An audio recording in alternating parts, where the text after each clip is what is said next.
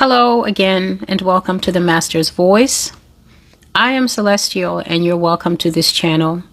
To old and new subscribers alike, you are very welcome. The Master's Voice is an audio and a visual resource that you can find on multiple streaming platforms, but that's about all I'm going to have to say about it today. I have a message from the Lord that I really have prayed that people will listen to and allow the full import of the message to come into them. I know that every time I come here, there's the risk that it might be a new person, and whenever new people come here, they obviously come with their own mindsets, they come with their own ideas, they come with their own belief systems. But unfortunately, you're going to find those things are not helpful for you here, because most of the things that are on this prophetic channel, this end times channel, they absolutely fly in the face of conventional wisdom. They fly in the face of what the average person in the United States has been told about the state of the world that they live in. It goes against what the average person in the United States believes as a conventional reality. Most of us here in this country, unless we come up against something that is going to disabuse us of our belief systems, most of us tend to believe either one way or another way. And that in turn is highly shaped by a person's background, a person's personal experiences, where you grew up, sometimes what part of the country you live in, and of course, we can't leave out your politics. Politics determines how people think. And what we're experiencing at this particular junction in time in the United States is that politics is more divided than ever. Politics is more divisive than ever. Politics are destroying American homes, destroying American relationships, destroying how Americans perceive the world around them. And because both sides, at least the major parties in the United States, the Republicans and the Democrats, because both sides are hell-bent on digging their feet in to defend the position that they're in, there's a whole lot of life in America that is flying over the heads of almost everyone. Now, God is not desirous that the people who call him Father, that is, the people who are born again, the people who have made the confession that Jesus Christ is their Lord, is their Savior, God is not desirous of the church walking in darkness. God is also not desirous of the church wrapping herself in colors of blue or colors of red, because those colors are not the colors of heaven. Heaven has one color, and that is under the drapery and the covering of the blood of Jesus Christ. So if you're not interested in becoming a better Christian, if you're not interested in figuring out how to truly immerse yourself in the Word of God so that you can not only build a stronger relationship with Jesus Christ personally, but also so you can get stronger as a Christian, so that you can withstand these waves and these billows. I'm speaking of like a churning sea. If you're not interested in learning how to withstand the waves and the billows that are coming to this nation, then you're going to find yourself in a tough spot. So I had a dream this morning, and this dream has been on my mind so much.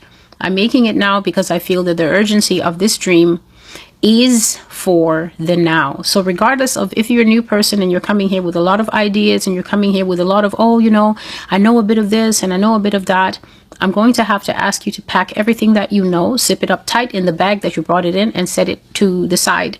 Reason is, you've not come here so that you can think the way that you think. You can do that for free at your house. You're coming here so that God can talk to you about the world that God is going to allow in the United States and worldwide. The bag of tricks that you have are not going to be able to help you cope in the world that is coming. And so this dream is part of what I would call, well, it definitely is by now, a developing series here on the Master's Voice. Now, if you've been here a long time, this won't be new to you, but if you're new, it bears saying. The Lord has a way of coming into what I will just call a series arc. And when God comes into a series arc, what I start to notice is that I will keep seeing the same thing again and again and again and again and again. Many people, when they're not used to prophecy, they will say, but you've said this already. You've said this already. Why do you keep bringing the same prophecy? You have to understand that I will bring any prophecy that God gives me. If God gives me the same prophecy, the exact words, if he ever were to do this and give me the same prophecy 11 days in a row, 22 days in a row, the exact same series of words in the exact same sentence structure, I'm going to make 11 or 22 videos in a row consecutively saying the same thing. I'm going to put different pictures on it. They're all going to have different names, but every time you click it, it's going to be the same thing. And that is what being God honoring is. Being God honoring is receiving God's message in exactly the way he wants to express himself, how he says it, the way he says it, with the appropriate emphasis. If God brings a message that is strong and harsh, that message is not going to be delivered with temperance and peace so that the people don't feel overly shocked or overly scared or overly anything like that. I don't do that. I'm not going to hold back what God says. I'm not going to temper what God says. I'm doing my absolute best to capture everything that he says and deliver it in the spirit that it was given to me. And that is because the end result is for the people of the world, not only America, but the people of the world, to get used to God's voice. This is what Israel was not used to. They lived in Egypt under captivity for 430 years. God became a distant story. He wasn't real to them anymore. The way that they viewed him was, well, if this God was so powerful and we're supposed to be his people, then where is he? Where is he? That's exactly what the people of God, who are known as Judah, this is his direct heritage people. That's exactly what Judah is doing in America today. You can hardly talk to Judah. I am Judah, but you can hardly talk to Judah without the vitriol of their pain and their anger coming out. Well, if God was so real, then where is he? He's right where he always is. He's sitting in his mighty, mighty, mighty throne, in his mighty, mighty heaven, perusing the entire earth. His eyes are on everything from a little fly to a little squirrel to ancient dinosaur bones to us. So to ask where is he is kind of odd. God is everywhere. He's all at once, and he never changes. So people not being used to the way that God works, it's always us who needs the adjustment. So when God is saying something, it has to come forward exactly the way he's saying it without holding anything back, because there's purpose in God's communication at all times. What God is communicating to us right now in America is that we are going to have, it's not just a horrible time of it. That's not quite the full way to capture it. We are going to have the worst time of it that we have ever had conceivably. And that is why I said at the beginning, it's very important for us who live here in the United States to pay attention, because what will happen is, if you keep hearing the same thing over and over, your brain, your natural brain, naturally your brain will start to tell you, we've heard this before, but you are at risk of missing the subtleties, the nuances in the conversation of God. You really are at risk of missing what he's trying to tell us. This particular series that I've noticed that we are in, that keeps talking about the overreach of the government. I've talked about government overreach here for a long time, for a very long time. It's one of the biggest themes here on the Master's Voice. Just simplified with this sentence: the government is going to take off its mask. And once the government of the United States takes off its mask, we, the people, are going to suffer, because we will no longer be confronting an American government. We will be confronting our very first taste of the beast government. And we've always been told here what the characteristics of the beast government would be. The beast government is not going to care about the laws of America. No one can expect the beast to operate by American laws, because the beast of Revelation 13, the beast system, is not an American system.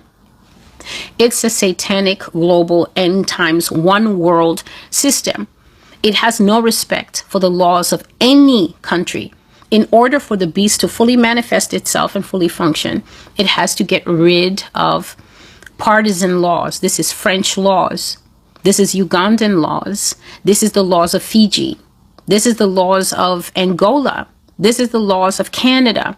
The beast cannot function trying to pretend that it can operate within the Canadian interface, within the Mexican interface, within the American interface. That's not possible. In order for the beast to fully birth itself and follow the mandate that Daniel chapter 7, for instance, or Daniel chapter 2, verse 43 is talking about, or Revelation 18 or Revelation 17, in order for the beast to fully come into its own, the nation that it is birthing itself in must of necessity be crushed. This is something that at least Christians need to understand, because it's going to be a different story for the people out there. It's going to be a different story for Americans out there who don't know about me, who don't know that Jesus Christ has been sitting here for a lot of years telling us what is going to happen, that the laws are going to fall away, that the constitutional rights are going to fall away, that the civil rights, constitutional rights and civil rights, they intersect, but they are not exactly the same. There are people who have constitutional rights that never had to fight for civil rights. There are people who have, they've always had the right to bear arms. But then again, if you were somebody who didn't have civil rights, for instance, such as the Native American population, the African American population in this country, it wasn't even a question of if you could carry a gun, because you weren't a person until the Emancipation Proclamation came along. And so constitutional rights, civil rights, there is a very powerful intersect, but that doesn't mean they are the same. But the beast system is above everything that's in the Constitution. The Constitution is the highest law of the land, but the beast system is above that. The beast system has no respect for the Constitution of your country, South Africa. It doesn't care about the laws on the books. The beast system is operating by a totally different set of parameters, different set of rules. And so this conflict that we keep seeing in America, I told you about it years ago. I told you that America was going to fight for her life. But then I was also telling you that America is going to lose, because it's written in the Bible that the beast system is going to win. Then I find adults coming here and reasoning like toddlers, pretending to be Christians, but they're nothing but tares. Oh, you're always bringing bad news. Oh, is there anyone who wants to join me in praying for America? Why are you praying for a dead carcass? America was dead at the same time that the Bible was writing her fate. Her fate has been in Revelation 18 all along. What kind of power do you have that you're going to overturn Revelation 18? It's not possible for you to overturn Revelation 18, because Revelation 18 is the exalted word of God. And in Revelation 18, the harlot dies. In fact, her death is already at the bottom of Revelation 17, where it says the 10 kings who give their power to the beast for 1 hour will turn as one man. And they will what? They will destroy the harlot. America is the harlot. That means at some point, the entire world order, when the world is sliced up into 10 regions, they're all going to turn on her as one man. And she's going to be destroyed. She's going to be isolated. She's going to be ostracized. Which prayer is inside which American that is able to overturn these eternal things? These are prophecies that were written long before anybody was alive. So what we're watching now is we're watching America fight for her life, but America cannot retain that life. And if Christians don't understand this and start to operate by the parameters of what life will look like after America loses, you know what you're going to experience? You're going to experience a slow, agonizing march to the bottom, along with all the people who don't understand why the courts are not working. The courts are not working because you were told by prophecy that the courts will not work. You were told that the justices will be impotent against the beast government. The beast government doesn't care about the justices, that the court is going to be a toothless bulldog. You were told that Congress is going to become nothing but a rubber stamp. The senators will either go along, the House of Representatives will either go along so that they don't seem powerless, or they're just going to be overlooked. The executive was going to say, what? Say it with me. We had to get it done. We wanted to work with Congress on this, but it would have been a long, bulky, and extended process. We had to get it done. So the series that God is taking us into, as we're looking at constitutional abuses, civil rights abuses, this has been prophesied, but now we're looking ahead. And for me, this feels just like COVID. When we were in 2020 and 2021, the Lord would give me a message, and within 2 weeks, a month, 3 weeks, 2 months, the message would be fulfilled.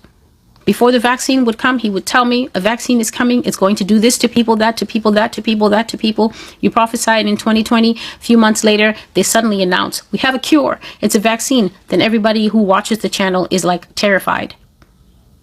Then they start to give it, but by that time, we've already heard the symptoms. Then the symptoms start to pop up a few months after. Then it's like, oh my goodness, it's happening. That is what this new series feels like for me. We're talking about ICE. We're talking about the government. We're talking about the police. We're talking about the riot police. I've been talking about them incessantly. God calls them the wolves. You know, the habits of wolves, that they move in packs, that they are very dangerous when they're moving in packs. You might have a chance with a lone wolf, but when you encounter wolves in packs, they're so predatory, they're so destructive, that kind of thing. So when you have God in heaven who has no natural predators, nobody can harm God. And he's saying things like the wolves are coming, the wolves are here. Escalate to military and paramilitary, and occupying force is here. God is not saying these things to give us the impression as if there are other outcomes that we can hope for and pray for. You are being given a very narrow corridor and window to help you navigate the times that are here and are rapidly on the way. If you don't listen, if you attempt to minimize what the Holy Spirit is saying, if you keep trying to find that caveat because the patriotic soul in you keeps telling you, but this can't be it. This is it. This is the time that I told you about in 2019 when you never saw my face and you just used to read prophecies. This is the day that I told you was always coming. There is no other day. This is not a dress rehearsal.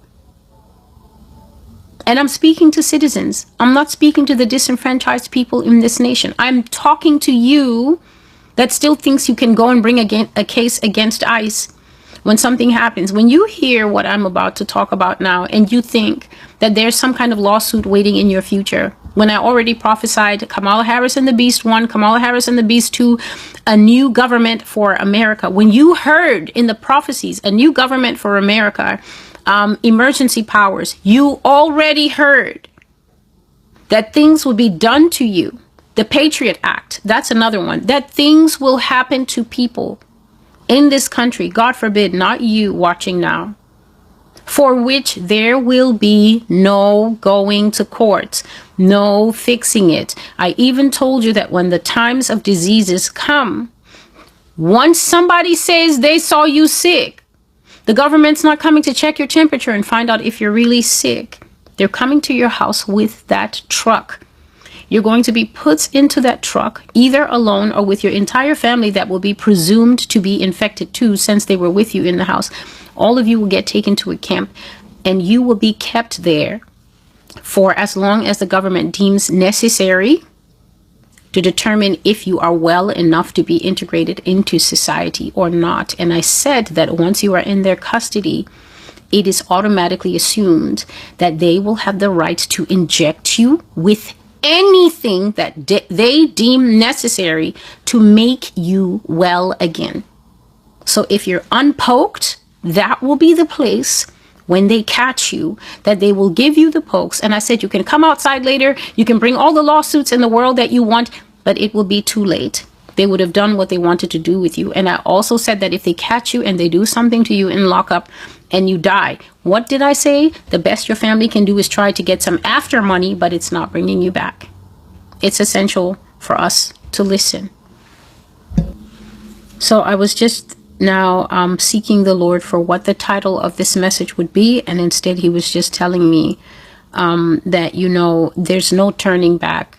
This time period for America, he said that America is in decline and that America is heading directly into the beast system, and that absolutely nothing can turn it back. Because, of course, if you are a student of the Bible and if you've read the prophecy books, you know, Jeremiah, Ezekiel, Hosea, that kind of thing, Isaiah, then you know that when the prophet of the Lord brings a word, That word is not because the person feels like talking. That word is not because the person feels like just getting into the town square and saying, oh, thus says the Lord, ABC. Once you see a prophet of the Lord speaking, that is because God is actively engaged in conversation with the whole earth.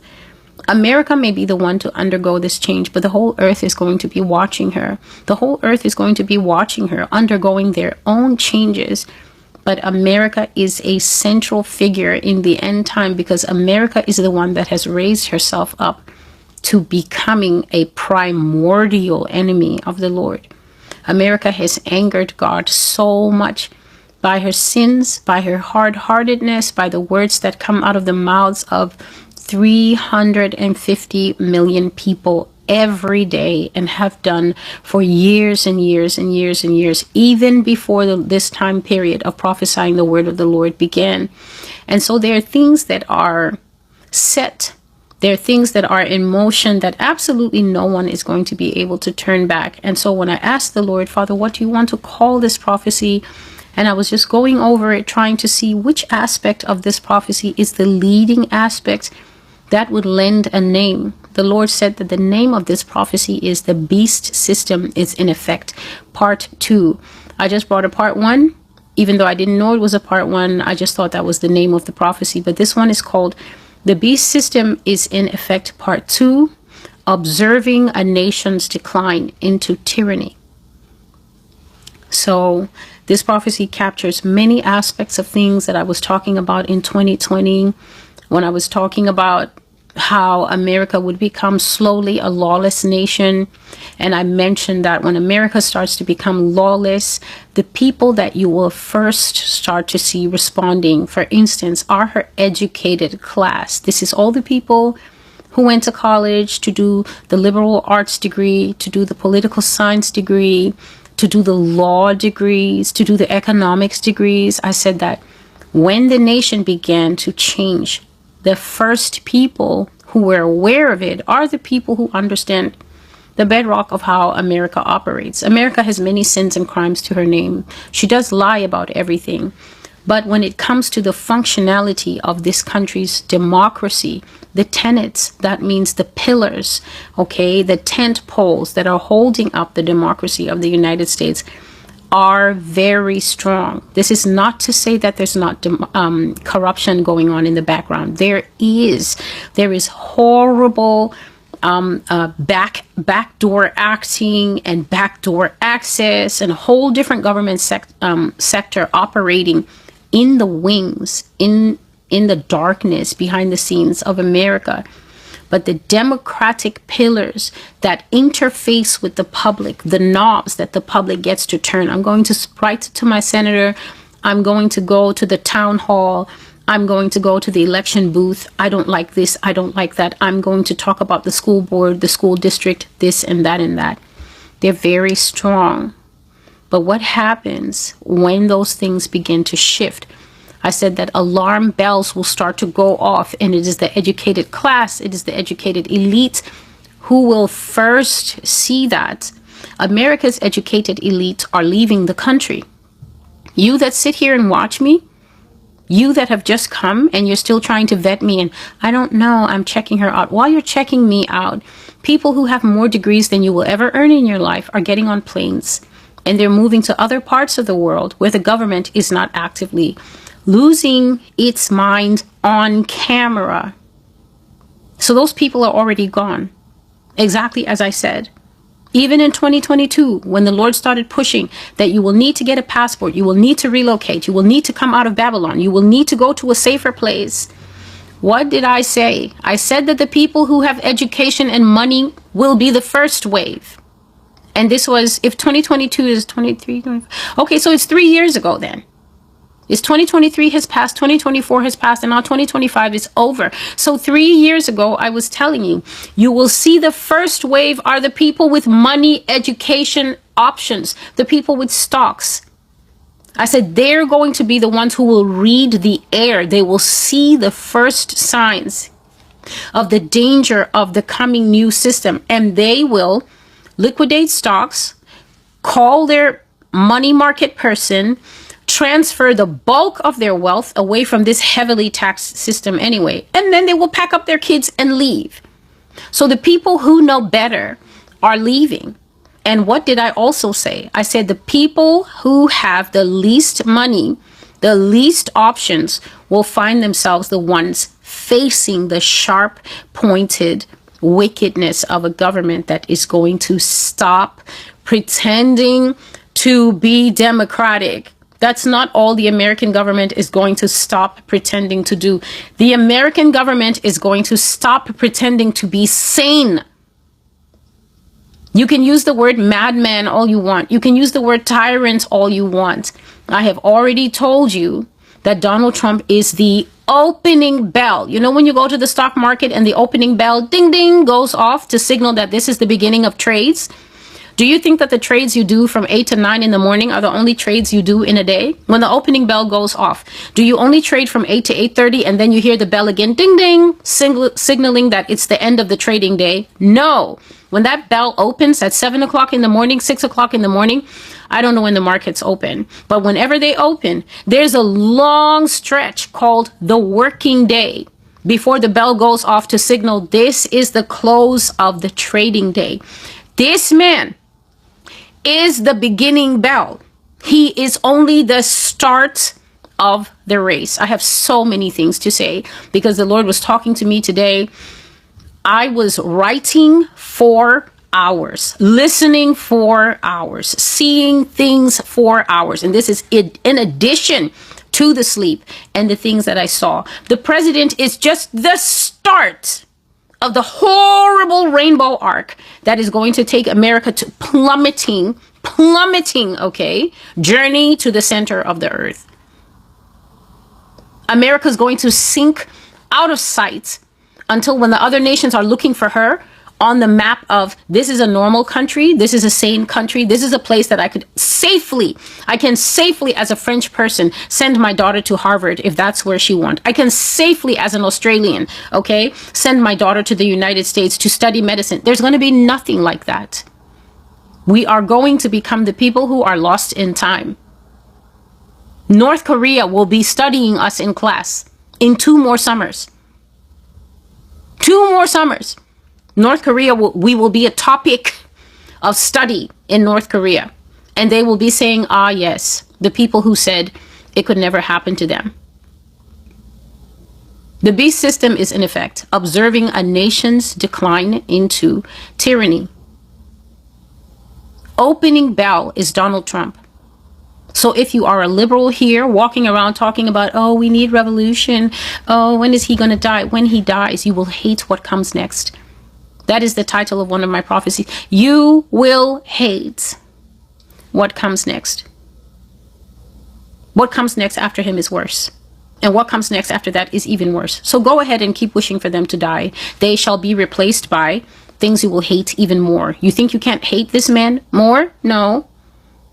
You have deeper capabilities when you see what will happen. So the date is, just a moment, please. The date for this prophecy is November the 8th, 2025. And the title is The Beast System is in Effect, Part 2, Observing a Nation's Decline into Tyranny. And so I've been having, for the few days that I've been away, I've been having constantly surging dreams. Surging dreams there are so many things going on in the dream that sometimes you can forget everything. It's exactly as if someone took you out to the sea, out to the part of the sea that makes white caps, where the water is so big that there's no hope of you even seeing the bottom or touching the bottom, and then just threw you out the boat and left you there in the current, in the surge, and it just tosses you about all night. That is the kind of dreams that I had. I had those dreams, that kind of dream, December the 6th, I think. No, not this. What am I talking about? November the 6th, November the 7th, November the 8th. So these dreams I'm recounting to you are from Saturday, November the 8th. And they're the same kinds of dreams that I've been having for a while. A lot was going on and I just wrote it down here. So I'm going to be reading taking you through what I dreamt, how God was explaining it to me, what I saw, what the implications are. Some parts of it I didn't write down, but that's because those parts are so vivid. There's absolutely no reason for me to write them down. I can recount them to you clear from memory, and I can give you a spoiler alert. One of the things that Americans are going to see for the first time in their life is that you can be mugshotted and you can be booked naked. You can be mugshotted. You can get your mugshot taken in America in this new system. I won't say that it's coming. The system is here. It is possible for you, if you mess around and find out, you will get your mugshot taken as a woman and your breasts will be in the mugshot. You will get your mugshot taken as a man and your genitals will be on the mugshot. Not only that, international news will carry American nudity. They will carry your genitals as a man on the evening news in India. And depending on how India is feeling that day, they might blur it out or they might simply leave it exposed. Because one of the things that is going to happen is that the international community is going to have a field day with the savagery of America. We in the United States are going to be portrayed as little more than wild animals. I'm sure as Americans you're familiar with this because almost every single African country that ever had a war, the only way it was reported is that look at these savage wild black beasts destroying themselves, destroying one another. That is what they do. That is all they are capable of. That exact type of coverage without mercy. The way it was never toned down here by CNN, especially because CNN was definitely leading the charge with the news back in the day. The way it was never toned down. The way it was never blurred out. The way war footage was just splashed everywhere, shown everywhere, with the kind of reporting that, BBC especially leading the charge. Such savagery, such evil, such darkness. This is not even human.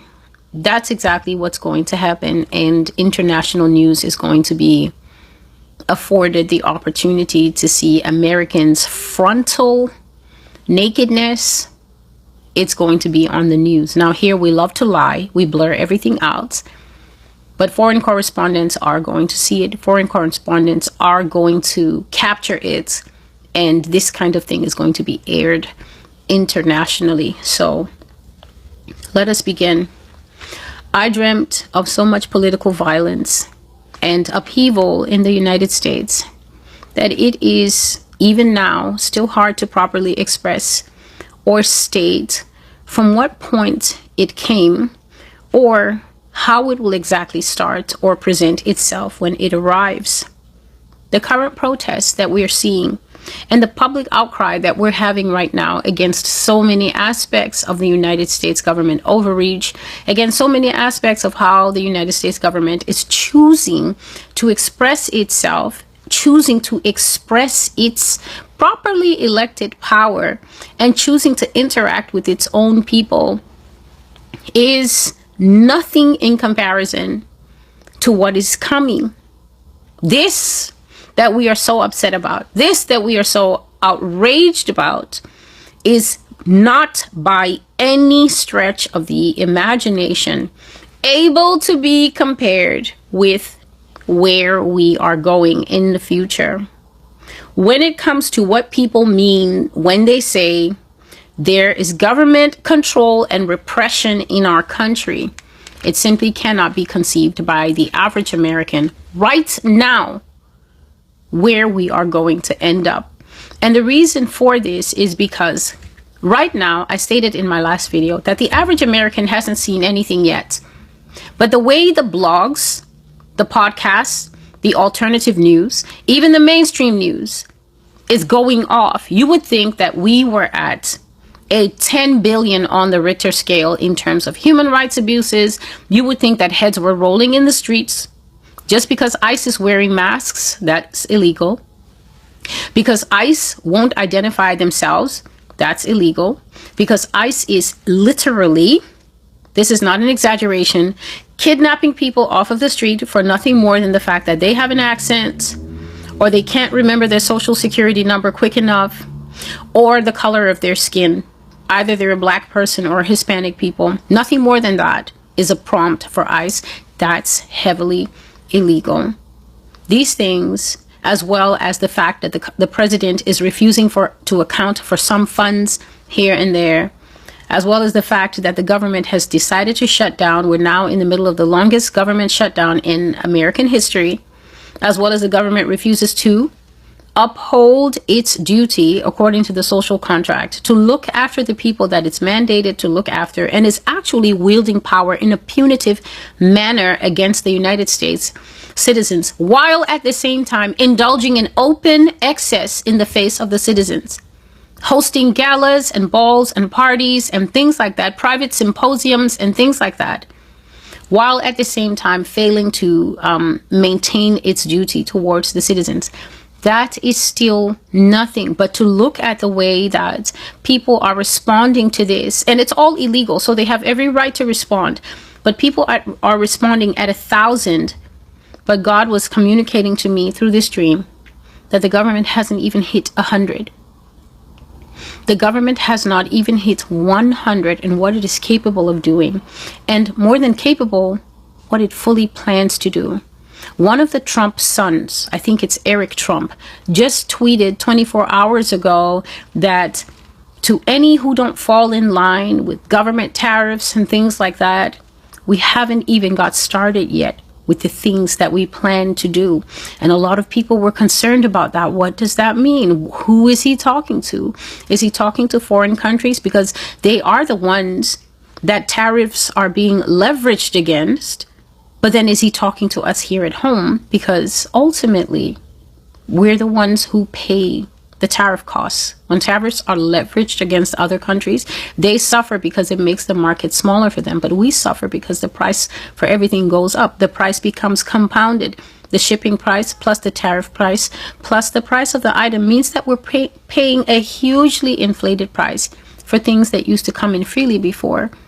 So I was saying the current protest, the public outcry, these things cannot compare to what the government has in store, as God was showing.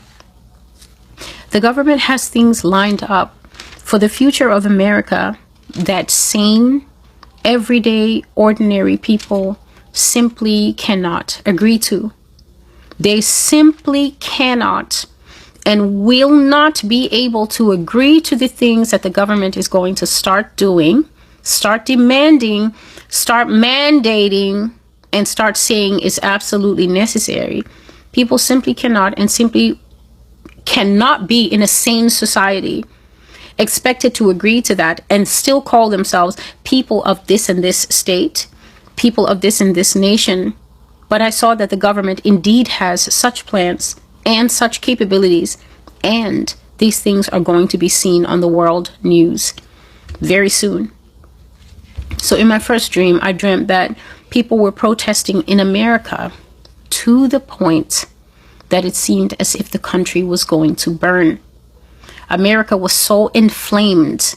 Literally, the smallest tinder spark, I promise you, would have had the Confederate and the Union Army running around this nation as if we were back in whatever, 02 or 17 or what. It was so bad. I've never seen people that incensed. I've never seen people that angry. I've never seen people that fueled with rage. But undercutting the rage was powerful desperation, because at that point, it had become quite evident what type of time this government was on. And the American people were not protesting just for their right to protest. These protests were nothing like the No Kings protests, which were so well organized. They had organizers, and everybody was always so proud at the end of the protest, like, look, this many million came out. I think 4 million people came out for the first No Kings in June. I think June, the month of June was the president's birthday. I'm not sure. It could have been July. And then again, the latest No Kings brought out a record 7 million Americans out of their homes. And one of the things the organizers were so proud of was, look at the coordination of such an effort It took a lot of time. It took a lot of promotion. It took a lot of marketing. It took a lot of strong social media presence and reinforcing the message that we're coming out to say that we don't want any kind of person who's taking so much law unto himself as if he's a king. We're constitutional democracy. We're a republic.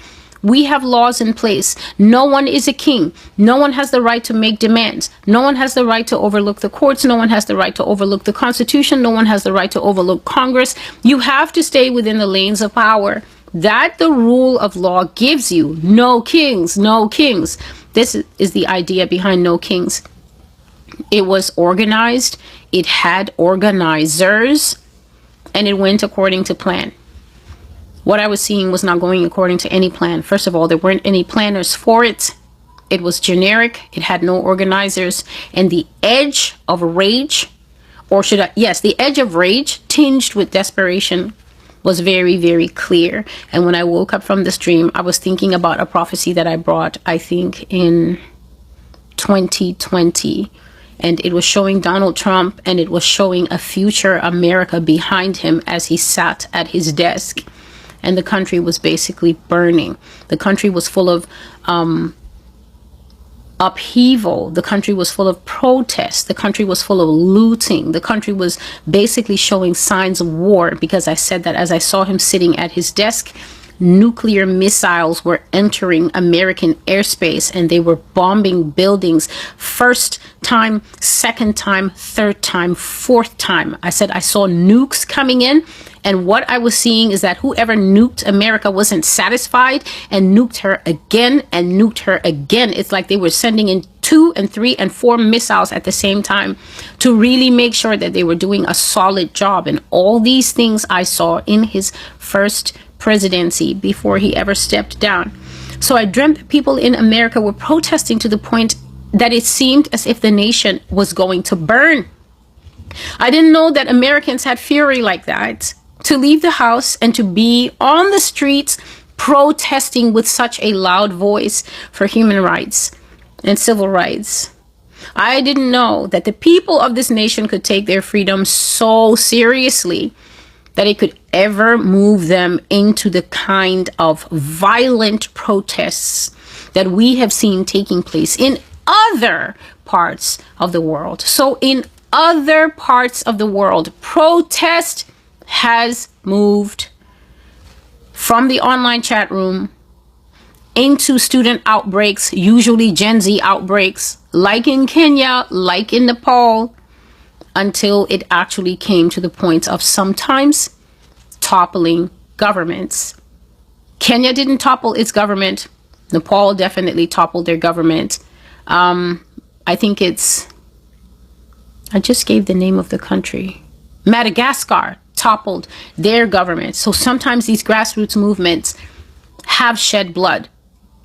The government has been sent out to confront the people. Blood has been shed, but the people have been so immovable that eventually their way has triumphed over the sitting government. And either in Kenya's case, the government was forced to step back, at least momentarily. They're currently doing backlash now, because that was the prophecy God gave them in 2024, that the government, for that thing that you did, the government is going to heavily backlash. But in other countries, the movement was successful. And those movements, for instance, in Madagascar, in Nepal, they weren't organized by anyone. People just hit the streets. Young people hit the streets. And then there was this momentum that kept going and going and going until eventually there was organic regime change by the people in their own country. So I said that really looking at these dreams, I didn't know that Americans had it in them to spill over into this similar type of violent protest. But something had happened in America. Something had taken place here whereby the people of America simply could not take it anymore. And they came out en masse. Just imagine as if a water gate breaks, a dam is opened, and the water just comes surging out like a foaming sea head. People came out full force. This was no planned protests with organizers liaising, via interlink with CNN, answering cute questions like they've been doing so far. We're standing here this morning with Mark, who's one of the organizers of the So-and-So protest that's going to be taking place on Hollywood Boulevard today. Mark, good morning. How are you? And Mark is like, it's an honor to be here. It's just so great to find such a powerful agency like, CNN News Network interested in this movement for the American people that we're doing today. And so, Mark, how long have you been planning this? And what kind of turnout do you hope to see today? No, it wasn't like that. This protesting that I dreamt of was generic and organic. Generic means not subscribing to a particular brand. When you have something like Benadryl, that's a brand name type of cough medication. When you have Vicks cough medicine, that's a brand name. But when you just have something that's just generic, it's usually cheaper. But if the manufacturer is good, it will match the same as the brand names.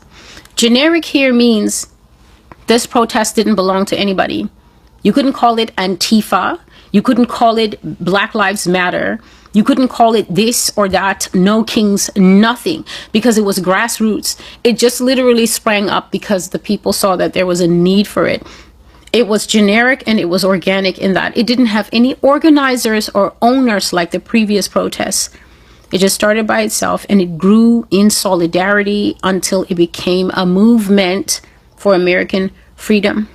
The way that I saw people flooding the streets, the kinds of things that they were saying and doing, there's no way that any organizer could control that anyway. I saw real anger, real fury, people throwing rocks at the most expensive of property, people with their face covered just like ice, throwing even those little small bottles that have gas in them. Other people would say that have petrol, that have fuel, that have gas in them that will catch fire. Molotov cocktails, homemade Molotov cocktails, basically Coke bottle, beer bottle, a little gas in there with a sock stuck in it, and you light it up with a lighter, throw it at the ICE vehicle, throw it at the front glass of some kind of Louis Vuitton. I mean, people were so enraged. That's where this protest got to. That besides the riots in LA in the middle of the year, no other protest, whether it's in Portland, whether it's been here in New York City, where it's been anywhere else, no other protest has reached that level. From what I saw, people in the streets were there for their survival and their right to continue as the American people. And that is why these protests in my dream were so widespread and so scary. And they could not be tied to any one organizer or event or movement. So people were on a different wavelength. When you see people protesting and every person is so angry from their soul that the way God is depicting them in the dream, it's literally like a documentary where it's almost like God is filming from below and you can see a person like this and they're screaming. Spit is coming out. We're talking about men, women, children, elders, youth. This is younger people, maybe 17, 16. We're talking about college students, early 20s. America was outside. The rage, the fury, I mean, fists in the air. People were protesting basically for their right for this country to continue. People came out to fight for America to live. So, since yesterday, this is speaking now. I'm writing afternoon of the 8th, but I'm writing of the dreams that I also had the night before. Since yesterday, this is November 7th, I've dreamed of people fighting in America. I've dreamed of people fighting the police, fighting the riot police, fighting ICE in particular, and even the arms of government themselves through any means that was available to them. So same jumbled dreams up and down, just different locations. I'm just looking at fires burning in America. I'm looking at people destroying property in America. I'm looking at people arguing, surging back and forth with ICE, trying to drive them away. But today, in the jumble of dreams, because I kept waking up, I would wake up and I would think, what is going on? What is happening? But you're sleepy. You go back to sleep. So the jumble of dreams that I was having today, one of the dreams that I saw is how the different aspects of people in America, we have different strata of people. Everybody's got a different job. Some people are working in fast food industry. Some people are working in retail. Some people are working in drop shipping. They're at their house on the headsets all day. How can I get this item to you? Trust me, it's a great item. And then they just order the thing from China. They put a little markup on it, and then then the Chinese people will ship it direct to your house. So this guy doesn't actually have to leave his house. Then we have people who are working in pastry shops.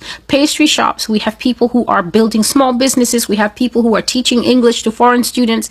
We have people getting degrees. We have people in the Supreme Court being corrupt. We have people all through the country in different strata.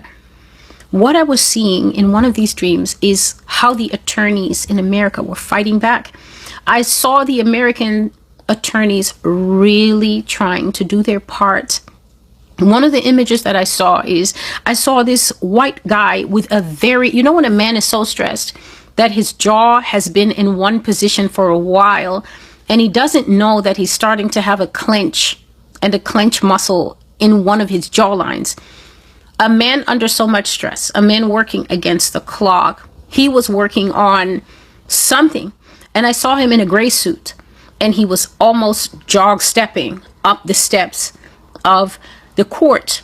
He had two assistants with him, a woman and his co-attorney, also a woman, a very tall white lady who was wearing also a gray skirt suit with a serious face to match his and a pace to match his. And all four of them, the three ladies and this man, were rushing to court to meet the deadline to file something against the U.S. government or to block something that the U.S. government was trying to do. I saw a lot of commotion happening at the legal level as the legal eagles of America try to put their minds together and coordinate some type of counterattack against the egregious oversteps and overreach that they perceived the government was doing. There was something about these attorneys where they were realizing the courts aren't going to save us and Congress isn't going to save us. If we don't make an attempt to save us, the American people, we're not going to be able to do anything once this train gets too far out of the station. And so I saw a lot of people in this country with know-how going back and forth to file a motion for this or a petition for that to stop the government that was operating in their state from doing something outrageous to us as a whole. I've also saw business people, another aspect of my sleep, I saw business people discussing what could be done on their end, and how they were choosing to mobilize is through brand campaigns. Now, you've noticed, or you may not be aware, that a lot of the brands in America, the big brands, have gone tone deaf. A lot of the big brands have chosen to march to the tune that the White House is marching. However, the White House is marching to open white supremacy. So a lot of the big brands in America are starting to, lose large sectors of the market because, for instance, I think American Eagle has done this.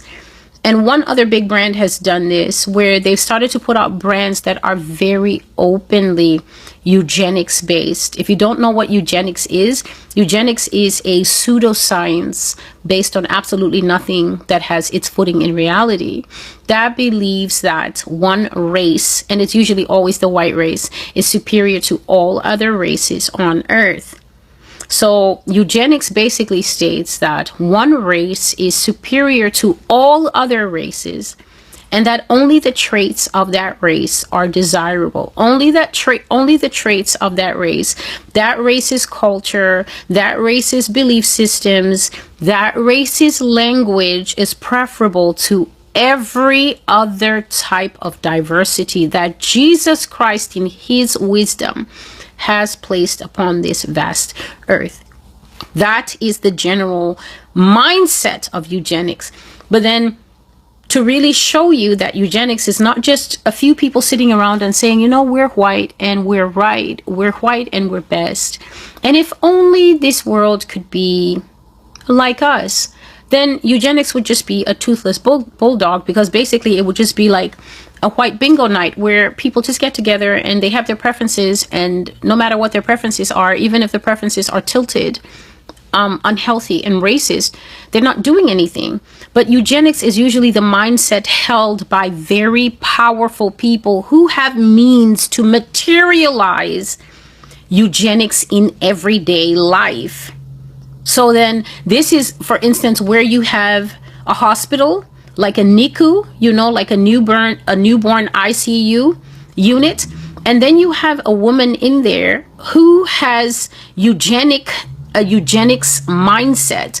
Then what you will do is, if she's the coordinator or if she's the chief on-floor nurse, you start to find the babies of other colors in that nursery, in that newborn ICU where all the babies are born and all the babies are like on the edge and they need help. You start to find Hispanic baby, black baby, Asian baby dying in that ward at a much higher rate than the white babies. And that is because someone is working behind the scenes to actualize the eugenics mindset that we don't need these black babies. We don't need these Hispanic babies. We've already got too many Asians in the world. We don't need these Asian babies. And then somebody begins to tamper with the baby's incubator temperature. Somebody begins to tamper with the baby's medication. Somebody begins to tamper with the baby's breathing lines or blood lines, things like that. And then you begin to see disproportionate deaths in those areas. Same thing when you have a eugenicist working in the prisons. You will start to find mishaps happening a lot to the black prisoners that don't happen to the white prisoners, because even if people are incarcerated, whereby everybody is a prisoner, everybody's convicted of something, nobody is free. When you have a eugenicist in power, he will start to reduce the rations of the black patients. He will start to make sure that when the black patients go into the infirmary, they don't come out. They're given fatal doses by nurses that share his mindset. And so having these types of people sprinkled in society is incredibly harmful and dangerous. And this is the kind of mindset that the Nazi regime in Germany had. Eugenicists are basically exterminators, but they will never exterminate whom they believe are superior. And eugenicists always believe that the tree that they stem from is the only tree that God really meant to have on earth. And so they will devote their life, devote their time, devote their resources, devote their extensive pocketbooks to different policies that cut other people out of this world. And so I saw businesses that were not the big businesses, because the big businesses have fallen in line with corporate policy, government policy, the elimination of DEI, let them eat cake and things like that. And so the big businesses have by and large become very tone deaf. The big businesses are starting to come out of sync with the American people, and the American people have launched multiple campaigns the whole of 2025 to show brands like Target, to show brands like Walmart, to show brands like Amazon that you don't get to take our money, our so-called inferior human being money, while still practicing policies and practicing campaigns and practicing hiring practices that basically effectively X us out. So the big brands also, because they tend to favor eugenicists or white supremacy, is only one of the flows of the White House. Another of the flows of the White House is that the richer you are, the more acceptable you are. So the poverty of the people is something that this administration is openly mocking, is openly showing that it's not interested in. And so big brands are starting to laugh at the American people. For instance, at this time, Sephora has put out a tone deaf ad with people laughing and saying, you know, you can't cancel Christmas. They've used the celebrity, Mariah Carey, because people are saying, without us getting our SNAP benefits and everything like that, let's show these brands by stepping aside from spending. Let's show these brands by keeping our dollars and things like that. And then Sephora not reading the room. Sephora is a very big makeup brand here. To those of you outside the country who may not know, it's the ultimate, if not it's either penultimate as in second biggest. Ulta might be first, or it's the biggest and Ulta might be second. Brand where women just go into a one-stop shop to get all the different types of makeup, perfumes, skin needs. And so at a time where people don't know how they're going to feed their children, at a time where people are saying, you know what, I can show my solidarity with the American people by withholding overspending during our two biggest holidays of the year, then the brand comes out and begins to mock people who already are having employment issues, food issues, dollar issue, car payment issue, rent issue, savings issues, that kind of thing, and say, well, Christmas is bigger than your problems. It doesn't matter if you have issues, you still have to spend. These big brands are not connecting with the American people. But what I saw in my dream is that I saw God showing me businesses looking for ways to show their solidarity with what is going on in America. They were working on putting out statements, brand statements. They were working on putting out especially campaigns. They were brainstorming with the arts departments, with the marketing departments. How can we come out with statements that show America strong? America, we stand with you. We are not with this administration. We are not with the tone deaf application of policy that the administration is doing. We see what the government is doing. We are not a part of that. They were trying to come up with campaigns, awareness campaigns, mobilizing through brand influence, and also outreaches, actually getting out into the communities as the brands to see, are you guys in need of sneakers or something? We have sneakers. I guess we can just try and bless a few people, children in need, whatever they could do. I saw them sitting to come up with ways to show that they as brands understand that America is not the type of country to take a dictator lying down. Then I saw soup kitchens. So I saw what I thought was a soup kitchen. I saw soup kitchens mobilizing for food, and people were handing out flyers concerning this thing that had happened to make sure that everybody knew it was wrong. So I saw outreach where people were handing out flyers and trying to give awareness to tell people. And I saw soup kitchens and other food places mobilizing food for those who didn't have it, trying to do outreach, trying to fill in the gap. And then in my dream, the Lord focused on this one soup kitchen lady that was briefing her staff on what to do if the police showed up and wanted to waste the food or drive them away. If you don't live in America and if you don't know what's going on, a lot of the states, okay, orders are coming down from the top. They're not coming just down from the mayors or the governors of different states. They're coming down from the top, from the federal government, in very pinpointed and wicked ways against the homeless. I've spoken about this some years back where I was saying that the homeless are being driven on and driven on and driven on so badly that I said that when the time comes for us to really start suffering in this country, something called the homeless army, these people that have been driven to the streets, they're not getting any help. The various arms of government, especially, instead of reaching out to these people in functional ways that can help them, what they do is they start reaching out to them with drugs and saying, oh, if you're on meth, here's a meth substitute, and here's some needles, and here's some cloth, and there's something that you're supposed to inject yourself with if you overdose or something like that, or your family member is supposed to inject you with it. I don't know what it's called. And this thing triggered me to so much outrage during the Biden years, because this was one of the Biden era policies. Well, if you're high, you have to get high safely. And I was saying, what a useless way to treat these people. And if these people keep being mishandled, these people are going to be incredibly dangerous. These people are going to be filled with 2002 demons each, and they are going to be extremely harmful to the population at large. So I saw this one lady, and she was briefing her staff, because what started to happen is that the cops will come up to a woman who just has a cart, who's just selling hot tacos. Okay? Mexican lady. She's here in the country. We don't know if she came in during the Biden years or whatever, but she's standing at the train station. She's trying to sell hot tacos in winter. She's trying to sell cold cups. They have these mangoes. She will cut up the mango. That's an incredible amount of work. Okay. If that lady has 50 to 60 plastic cups that are sealed of cold mango, that means that she has worked an entire day or an entire evening, at least 6 to 7 hours, peeling mangoes by herself, or maybe with a daughter who we don't know what she's working with, but she definitely doesn't have bougie, rich people company staff, to make herself 50 or 60 cups of mango that she will then sell for $5 a cup or something like that, to cover her cost of the plastic thing and everything. And then she puts it into a big cooler that you can push. So you can push it, and then she just walks through the city with a little flag in Spanish, and then people can read the flag and know, oh, it's cold mango, or oh, it's cold apples, cold tangerine, whatever. And then you just pick one up.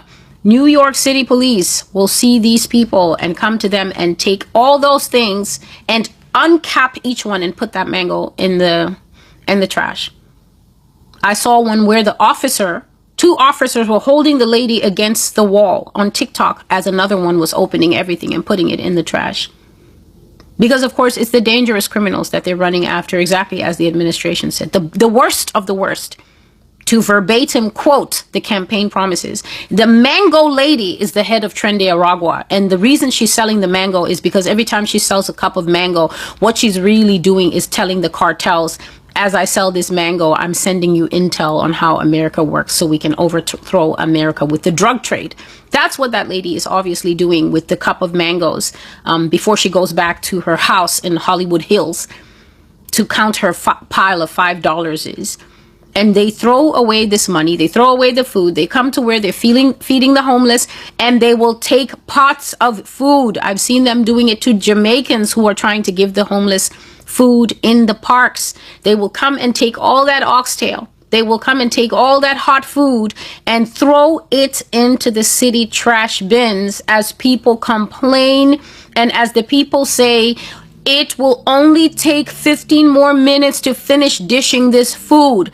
There are 50 hungry people in this line. Let us feed the people. White police officers almost always will say, no, you either move it along or everybody gets a citation. Everybody's going to jail, and they start taking the food and throwing it into the trash. Everybody's throwing the food into the trash. You see homeless people standing there. If you've seen homeless people, you know what I'm talking about. Watching something that they need going into the garbage can. This is where we live. So I saw the soup kitchen lady, and she was briefing her staff on what to do if the cops came and started trying to do that. She said, we just have to go through with it, and we have to keep serving. And if they try to arrest us, then they arrest us. But we keep serving and putting these meals in the hands of the people that need them. The thing is that as I'm watching the camera pan, I'm starting to notice that this cannot be a real soup kitchen, because the kitchen is so upgraded. And it turns out that it's a nice fancy restaurant that had closed for the day to its usual clientele.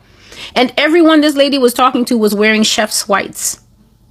Now, you know, that's only certain restaurants where everybody will be wearing chef's whites, kitchen staff whites, chef hats. The woman included was a head chef. So I was seeing some rich restaurant that wanted to help the American cause by feeding the people protesting, or at least feeding some community that wasn't getting food. Yet this woman had also heard about government harassment surrounding food, service of food, all the so-called proper, I don't know what it's called. The word leaves me, but there's so many proper things that you have to do before you can set up and try to feed the homeless. And even then they want to harass you. So she was trying to get her upmarket staff ready for their version of the revolution and telling them they might come. They probably will come, but persevere. Don't pay attention to them. Don't fix your eyes on them unless you'll get afraid. Just keep dishing the next meal and trying to get it into the next hand. And if they arrest us, then they arrest us. But until they actually grab hold of us, keep dishing the food. Some of them looked nervous listening to her talking about that, but I didn't see anyone say, no, I didn't want to do that. Nobody said that. And so they all were leaning around, listening to her instructions, and then they got busy making the food. Another thing that I saw in my dreams is that I saw small crowds that were gathering. In this one, I was kind of like in a car, and the car was just driving me around what looked to me like New York City. So the car would just drive down the street and I would see a protest there. And then one of the protests that struck out to me was I was seeing small crowds in front of big buildings where maybe there's a major brand in that building and people are protesting out of that building to shame that brand. Like, how come you're not saying anything? You have $10 trillion on the balance sheet and there you are sitting and America is burning and you can't put out a statement and you can't stand with the people. Sometimes they were outside of banks or wherever something of power, some kind of organization of power was. So I saw this one protest and there was this red-headed man who was wearing these little duck-billed hats. He was all in denim. He had a denim jacket and jeans, and his jacket was just full of these war pins that people used to, people used to have a lot of, I think they call it flair, these big buttons. People wear big buttons like "Stop the War" and "More power to the people." I saw this red-headed man with a bullhorn, and he was reading from a paper expressing what the people in the building that they were protesting should be doing. And there were about 40 people with him holding up protest signs in front of the building and marching and holding up their signs. And this man was reading some kind of paper or manifesto, what the responsibility of whatever powerful business or powerful brand or position of power was doing inside that building. And he was reading them what they ought to be doing to stand up for the American people. And he was telling them, you should be doing this instead of sitting around while the president takes this much power for himself. So these were the dreams that I was coming in and out of, seeing different dreams. Sometimes they flow together, or sometimes I wake up, then I go back to sleep and I dream another thing. But this main protest that I spoke about at the beginning, I don't know where that protest came from. I don't know where that protest started, what city, what state. But I know that it came because of something that happened in the United States that spread like wildfire across the entire United States. And this protest was different from all the other ones that we've seen because the fierceness of the resistance was brought on directly by a desperation not to be broken as a nation. People did not want it to be defeated by their own government, but though they fought, and they really did, the people got so loud, aggressive, and even violent in this particular protest. But the police, the riot police, and other military forces prevailed because of the types of orders that they had been given.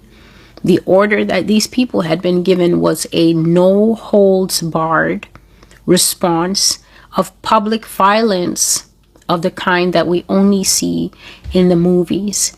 Now, I always talk about this movie series that I've never actually watched called The Purge, Anarchy, where, as I understand it, the franchise is something like, what if there was no law for a day? I don't know if it's a day or 1 week, but let's just imagine, what if there was no law for a day? What would happen if the police, the fire department, the emergency services, 911, what would happen if for 24 hours, all those things went dark and you could do whatever you wanted to do and the cops wouldn't come?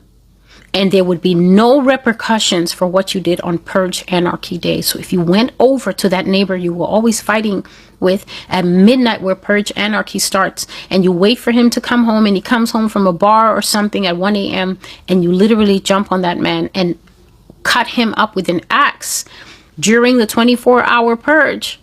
The next day, even if they found that man with your axe next to him with your fingerprints on it, you would be completely free of all prosecution and all guilt by association of any crime because you did the crime on Purge Anarchy Day. I saw in the dreams that the orders that ICE, the police, the riot police, the actual soldiers, and any other type of military assisting forces in the United States, I saw that the orders they had been given was don't hold back. How far can we go, Captain? To death and beyond. That's the kind of orders they had been given. And you've heard me continuously saying this to you, because non-citizens always sprint away from the ICE, from the cops, everything else. So it's always the citizens so far that are doing shame on you with the phones and jumping in and everything like that. But I've been telling you here that these people have been told that if they kill you, it's okay. It's part of the cause.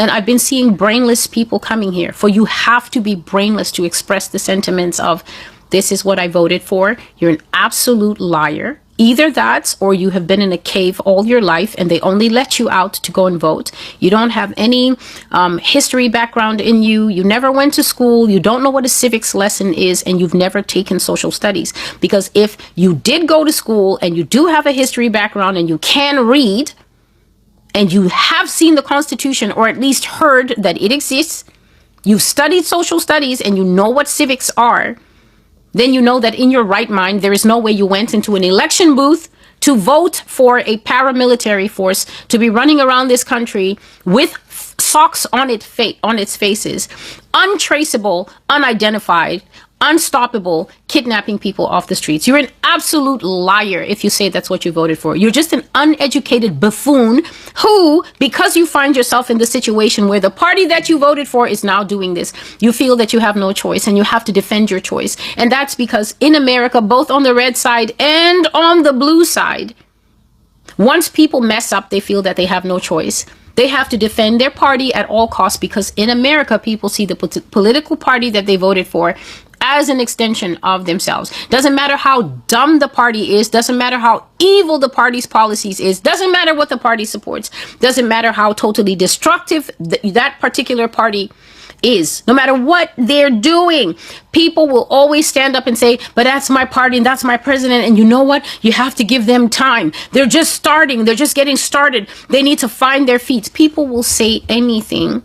And that is why the punishment in America is what it is. I will never stop saying it. This nation is being punished as a sum total of the stiff-neckedness of the population. The population is so stiff-necked that even if you confront them in their faces with the robust mistakes that they have made at the polls, they will never say, it's true, Celestial. I never anticipated all this. I made a mistake. It's only one person per 1,000. It's one person per 5,000 here on this blog who will say, I'm finally convinced that I did make a mistake. You will find people still coming here talking about, well, it was the lesser of the two evils. What did you want me to do? You're going straight to the lake of fire because you're a useless Christian who thinks that you're on earth, that Jesus Christ shed his blood for you to be here doing math of which of the evils is the better evils. Not only can you not read, but you don't belong in Christianity. And I'm not going to insult any other religion and tell you you need to go and join them. You need to get out of the religious space completely. Because if you think you came to Christianity to follow a God who says, I put before you two evils, choose one, then which version of Jesus Christ are you claiming to have received when you supposedly give your life to him? Who educated you in the ways of the cross? Clearly nobody. You're a law unto yourself. You're a God unto yourself. You don't belong in Christianity. And there's a vast majority of people right now who are heavily partisan to the party in power at the moment, to the point that when they hear the common sense baseline median things that I say, then they will claim it sounds liberal to me. No, it sounds educated to you. It's foreign to the mindset that you have to crash and burn and go to Hades with the party that you voted for. That's why it sounds like something that you can't process. It's absolutely not what you voted for. This version of America that we see. It's hurting you as much as it's hurting anyone else. But the rot of pride in you won't let you admit that. And that is how you are going to shut yourself out of the mercy of God. And that is what you get. Because you will end up shut out of the mercy of God, you will have nothing but the abomination of what you voted for. And it's going to come to the point where you choke on it. The people who didn't vote for it are going to choke on it. But the surprise news flash is that you're going to choke on it too. With the bonus that because you can't repent, you are also going to eat the spiritual penalties of what you're proudly boasting that you voted for. America was fighting not to die in the stream. And it wasn't lost on me as I woke up and I was writing and writing, remembering, trying to capture every nuance of what I saw. America was fighting for her life. She was fighting not to die, but the orders that came from the top were more powerful than anything that she could do. It was more powerful than anything that the people could do. And so the people were just so violently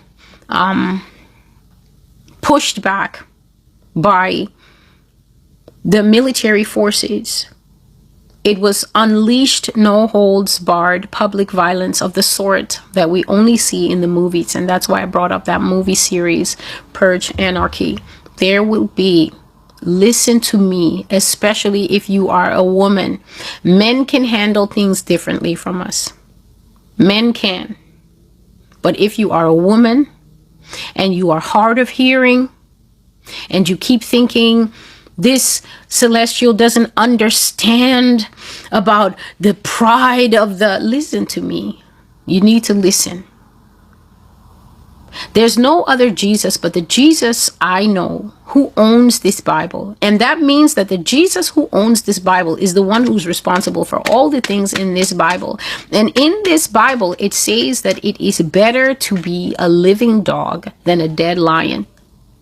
Jesus is not this gratuitous Rambo character that the rest of you imagine him to be. This is a man who acquiesced to the death of the cross. This is a man, the Bible says, he stood before the Sanhedrin and he was being horribly accused. And the Bible says of him that he was silent as a lamb before the shearers. Everybody knows that sheep don't like being sheared, but especially the baby lambs find it scary. And so when you catch them, they will make all that noise, make all that noise, make all that noise. But then when you bring them to the point where you actually start to shear them, they literally just stand there and tremble because they don't know what's going on. What's all this hair removal? What's all this and that and that? And then after that, they're all skinny and naked. And then when you let them go, that's when they start bopping and skipping again. Because like, wow, I feel great. And I don't know what that was, but it's over now.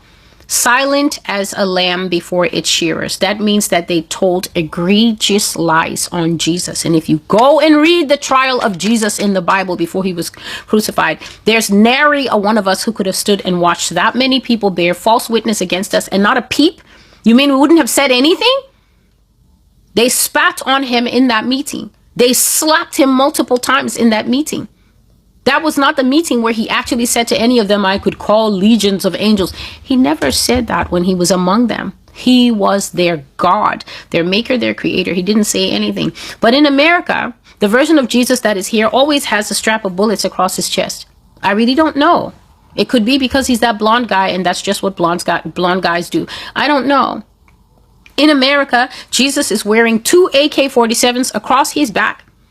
And apparently his words on the cross were, bring it on. I've got enough smoke for everybody. This is the version of Jesus that runs in America. So the average American listening to this thing is always ready to, well, they better bring it on because when they bring it on, I will keep it on. And I don't know of what God you are of. I don't know why you can't hear. Of course I know why you can't hear. Because many people in this country are beholden to the spirit of the country that they're in. I've told you that America has a spirit. America has a spirit. The spirit of America is inside the people. That is why the people fight me.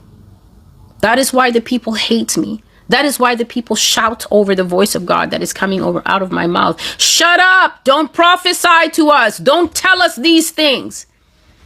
Some infant comes here. You must be so tired bringing bad news all the time. No, I'm just tired of stupid people. That's all.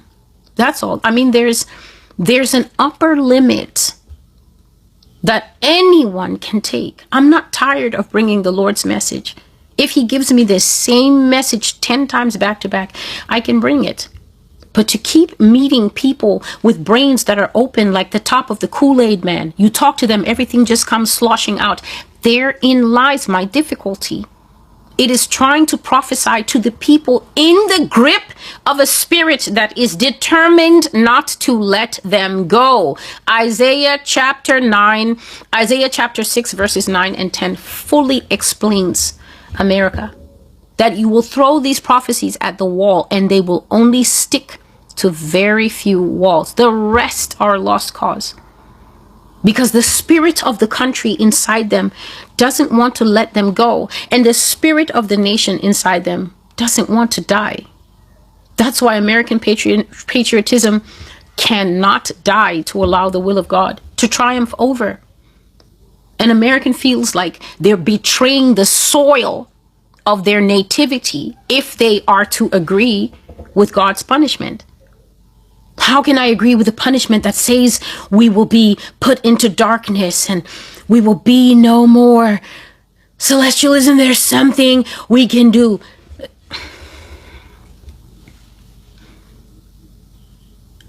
Which language should I use to say that there's nothing we can do? This is what Jeremiah went through. The Lord says, surrender to Babylon. We will never surrender. We are Israel. We are Israel strong. MAGA Israel. And Jeremiah is saying, I'm telling you, we surrender. It's the easy way. We put up any resistance. This siege that you guys are doing, this locking of the gates, keeping these people out there. It's the first year. It's the second year. It's the third year. I'm telling you, it's not going to work for us. We can't do that. We've never given in before. We're Israel. What happened? They were stripped naked and marched over those hot desert sands all the way to Babylon. Nebuchadnezzar was angry. Why are you forcing me to keep my forces engaged in a useless war for 5 years, for 7 years over there? You'll never escape me. Why don't you give in? We are Israel. It's the same thing you are doing. Because you have this same stubborn Babylonian spirit in this nation, compelling the people. So when I'm dreaming, this fighting, this surging, it's the spirit. But even the Christians have this spirit and cannot listen. And you will know you cannot listen because after the video is off, within 24 hours, your little resident demon will come to you and say, we can always pray. That's not Jesus speaking to you. That's your resident pride resident demon telling you you never heard of such a thing as God will let a nation go into captivity, which is nonsense because the Bible is filled with captivity. Israel first, again and again and again. If you claim you've never heard of a nation going into captivity, you are a bald-faced liar and the truth is not in you. You've just never heard of this nation of yours going into captivity. And that is why you cannot receive the messages of God.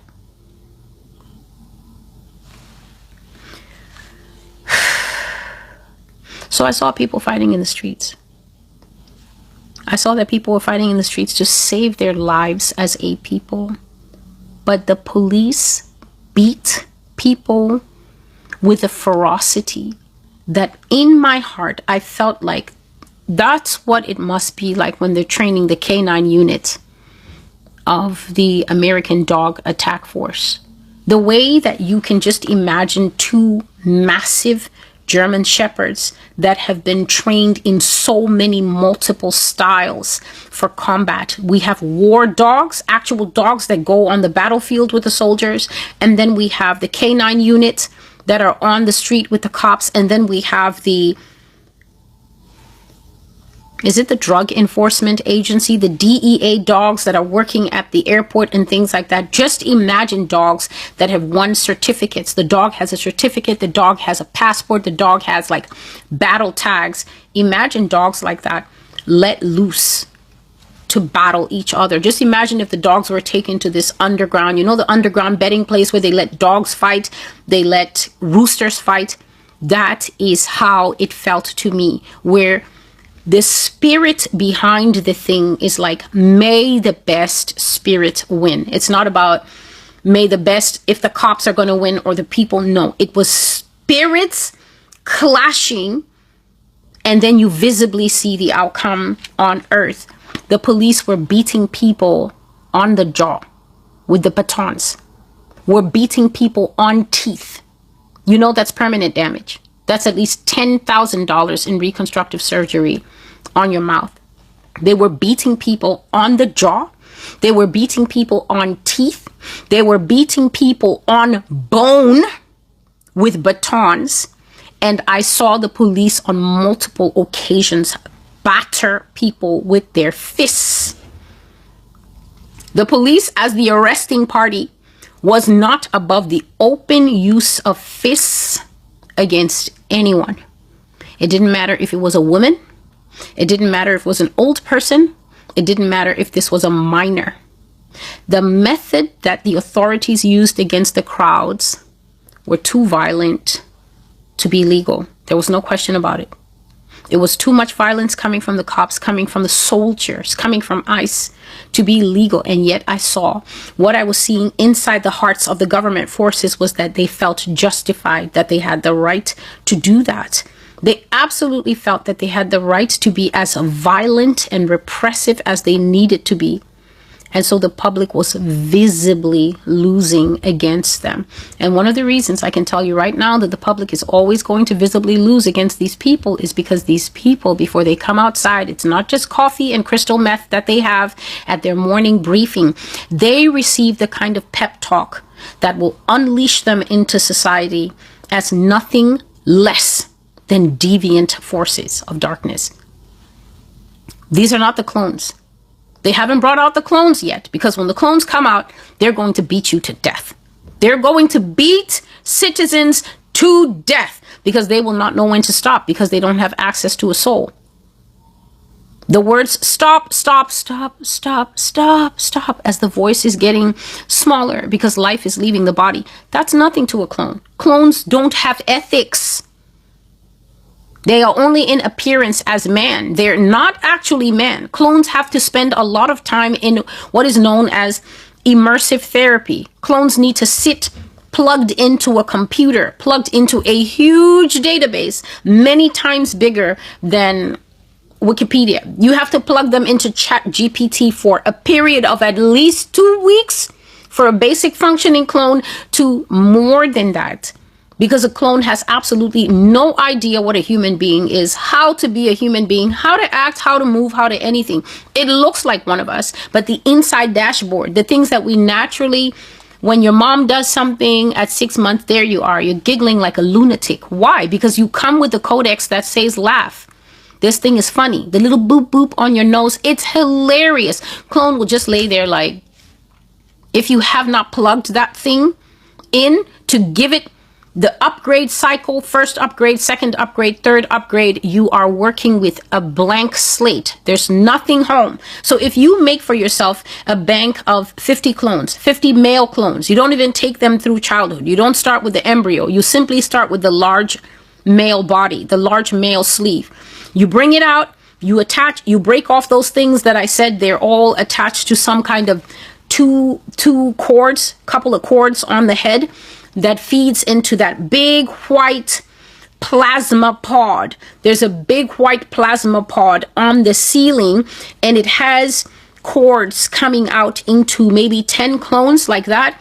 And you just come and take the clones out, you break the plasma pods off them, give them a couple of slaps, they wake up, and then you just give them, pretend to eat, pretend to wash, pretend to go to the bathroom, learn to say hello, learn to say goodbye, nod, don't say much, and then you dress them up in the black SWAT uniforms, and you simply send those people out and tell them you respond to violence.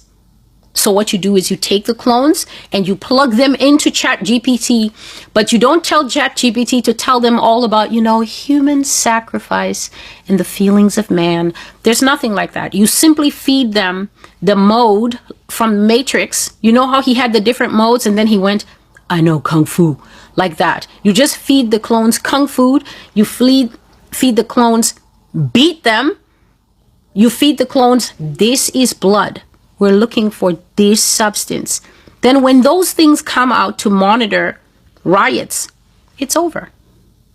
The same way if you see a human dog and then you see the robot dog coming to monitor a protest. I'll take the human dog any day. I'll take the dog that God made any day, because I can pray to God to strike that dog with lightning or to make an angel appear in front of the dog. There's things that can be done with the godly dog, even if the godly dog is trained for attack. There's nothing to do with the robot dog but run, and the robot dog will follow you forever.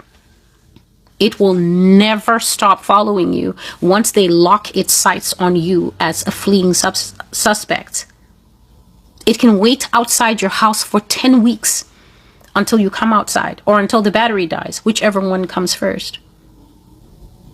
So this is human beings, but sensitized to wickedness. It's very important for you to understand that. So I saw them hitting bone, hitting teeth, using their fists openly, and they felt justified because they receive messaging from their superiors. Anything is okay.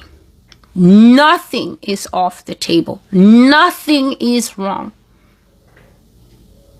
Anything happens, go for blood. That's what they're telling these people. Kristi Noem will never tell you this. That other lipless wonder in the White House, Caroline Levitt, she'll never tell you this. But God is telling you this so that what? So that you can walk circumspect as one wise, redeeming the time. Because they felt that they had every right generically to be as violent and repressive as they needed to be, the public was constantly being surprised by the kind of violence that the security forces were bringing to the protest, and they were visibly losing against them. So now I woke up from the dream, just briefly. I woke up from this dream, seeing America definitely losing, and the Lord told me, tell America this: she will not be great again. No matter what she does, no matter what public revolutionaries she raises up as an icon, they will all fail, and this nation will be captured by the government. I will give her over to the beast system, and all the ways of the evil one will be manifested and seen in her. Because she has disengaged from serving me, so she will serve another master, who is the beast. America will never be great. All the icons she's raising up will fall, and the revolution will be a failure. So now the Lord is talking to me as I wake up for briefly, because these dreams are, like I said, they're surging, and there's so much happening that when you wake up, it's almost like a kind of relief from being in the middle of some kind of action sequence that is happening so close to your face, so close to you. If you've never been caught in the middle of people pushing and shoving, but they're not just pushing and shoving like, hey, no. The public is pushing and shoving with so much rage, pent up rage, for what they feel the government is doing to them. And the government has sent its visible arm, its paramilitary and military arm, to show we cannot be moved and you will not stop us. So I wake up, and then God is saying, Celestial, go and tell these people that this movement where they think they're going to reinvent themselves, this movement where they think they're going to prevail against the growth and the upsurge of the beast system and take their country back, go and tell them that it's going to be a failure. And he says something curious, and as he's saying it, I'm seeing something. He's saying, tell them that all the icons that they're raising up, all the icons that are marking the historic moment of America fighting for her freedom, they're going to fall, and the revolution is ultimately going to be a failure. I'm going to give these people over into the beast system and all the ways of the devil. That's who Yah means, the evil ones. All the ways of the evil one will be manifested and seen in her. And I've discussed the ways of the evil one here ad nauseum. The Bible is full of the ways of Satan. When it says in the last days, men will be lovers of themselves. When it says in the last days, the love of many will grow cold. That is talking about the deterioration of the society as a whole. People are not going to want to be able to help you anymore. When I used to come here, and God says that this will be a loveless society, a hateful society where brother will hate brother. Brother will not lend a helping hand to brother. I said, when the end times come, America's going to deteriorate into purge anarchy. Every man for himself. I said, a neighbor who didn't plan before the beast system will come to his other neighbor with a gun and say, I'm sorry, Henry, but I don't have any food in the house. And I know you guys have food here because I know y'all are Christians and y'all been stockpiling stuff. And that man, everything that he's saying, he's standing at your gun, at the door, your neighbor of 10 years, but he has a gun. His hand is shaking, but that shaking hand doesn't mean that he won't shoot you. He will shoot you. He will shoot Marie. He will shoot your kids. And everything that's in the house, he's going to go. And him and his wife will come and take it all and take it back to their house. And the police will just come and say, it looks like a robbery. And the police themselves are scared. Because by that time, the Nephilim are out. And the Nephilim come out at like 4 p.m. in winter. Because by 4 p.m. in the United States, it's dark in most places during winter. So the cops are like, oh, well, you know, it looks like a robbery. And they'll just be like, there was a robbery at 22122 this house, and they're gone. They're not going to investigate it. The cops are not going to be on duty that much. I said that 911 is not going to answer your calls. FEMA is not going to answer calls. The emergency services, the EMS services, when there's a heart attack, they're not going to come. And so with that kind of situation, I said that people will be cold-hearted, wicked, loveless. And the backlash I got, no, this is a nation of solidarity. This is a nation that supports one another. And then you see people punching each other in the face during COVID to get the last roll of toilet tissue. And I was like, well, there's the love, I guess. There's the camaraderie. People fighting each other because they go to the bank and they say 6 feet apart. And then when it's time to move forward, one person moves forward too much and he's not standing on his circle. And the person in front is afraid, hey, you're too close to me. Fight. People got knifed in this COVID because the other person was terrified that the other person would give them COVID, and people got killed, people got shot. And God always used to say, wait until pressure comes upon these people. You will see their real nature. You will see their wickedness. You will see that it's every man for himself and the devil take all. So when God was saying the public icons that America is raising up to mark the revolution will fall, you know who I saw? When he was talking to me, I saw the girl from New York City in the polka dot dress. Polka dot ice punching queen. The girl in the polka dot dress that stood in front of the tank and gave them the rude double middle fingers, which is to New Yorkers iconic, because that was the height of telling them, this is what we think of you. That is what the Lord showed me as an iconic moment. I saw this girl in a still frame. People have made so many memes of this girl. She is a cultural phenomenon in the United States. A Latina girl who stood by herself on her way to work or on her way to get her mid-afternoon coffee when ICE came to raid New York City a week ago, and stopped in front of that tank and would not let the tank proceed. And later, when ICE got out of their vehicles and tried to come and grab the vendors on Canal Street, Madam was front and center, using her hip, using her shoulder, fighting with the tall, white, red-headed girl with the mask right next to her, jacking up these men, fighting for American freedom. I saw that girl, and she was used to represent New York. The next thing that the Lord showed me was 3 Latinos in profile. You know, when you have a painting and they paint a man here at the top, then another man here in the middle, then another man here, and they paint them in side profile 1, 2, 3, like that in a diagonal. I saw these people, these 3 Latinos, with their lower faces covered by the same face sock that ICE wears, but they were screaming in defiance with a row of police cars in front of them. And that was the picture God used to represent LA. The next thing God showed me was that man who stood in front of the tank in China in 1989. He's called Tank Man, an iconic moment where the Chinese government was up to something that escapes my mind right now. And the tanks were rolling across Tiananmen Square in China. And that one human being in his white shirt stood to defy those tanks. An iconic moment that has always been celebrated in human history as the defiance of the human spirit trying to stand up for democracy in a country that is clearly not a democratic nation. I saw that, and then God was showing me that all the revolutions around the world share this same thread. People tend to frame their fight for freedom around iconic moments, moments that stand out. Like if a girl stands and extends a flower to men who are in riot police clothes, and then she's handing a flower to a man that clearly represents state authority, state violence, and then she's standing there with this 1960s hippies love movement type of thing, holding a flower, as if to say all hope is not lost. You don't have to be this wicked against the people of your own nation. That kind of thing. God was showing me that whenever revolution starts, people tend to frame, they strongly need iconic moments to attach the fight to. But God was showing me and saying to me that this thing will fail in America, and that America is going to be taken into the beast system, and that we're going to enter such a time of darkness here that people are going to run away from this country like water coming out of a broken vessel. You drop something like a piece of pottery, and it gets, as soon as it touches the floor, it gets that big hunk of broken whatever, and the water just whooshes out like that.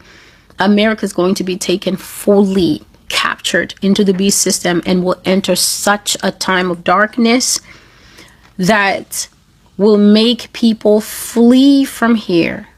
And when they run away, they're going to be watching what happens here in shock and horror that America can ever become the way it's going to become.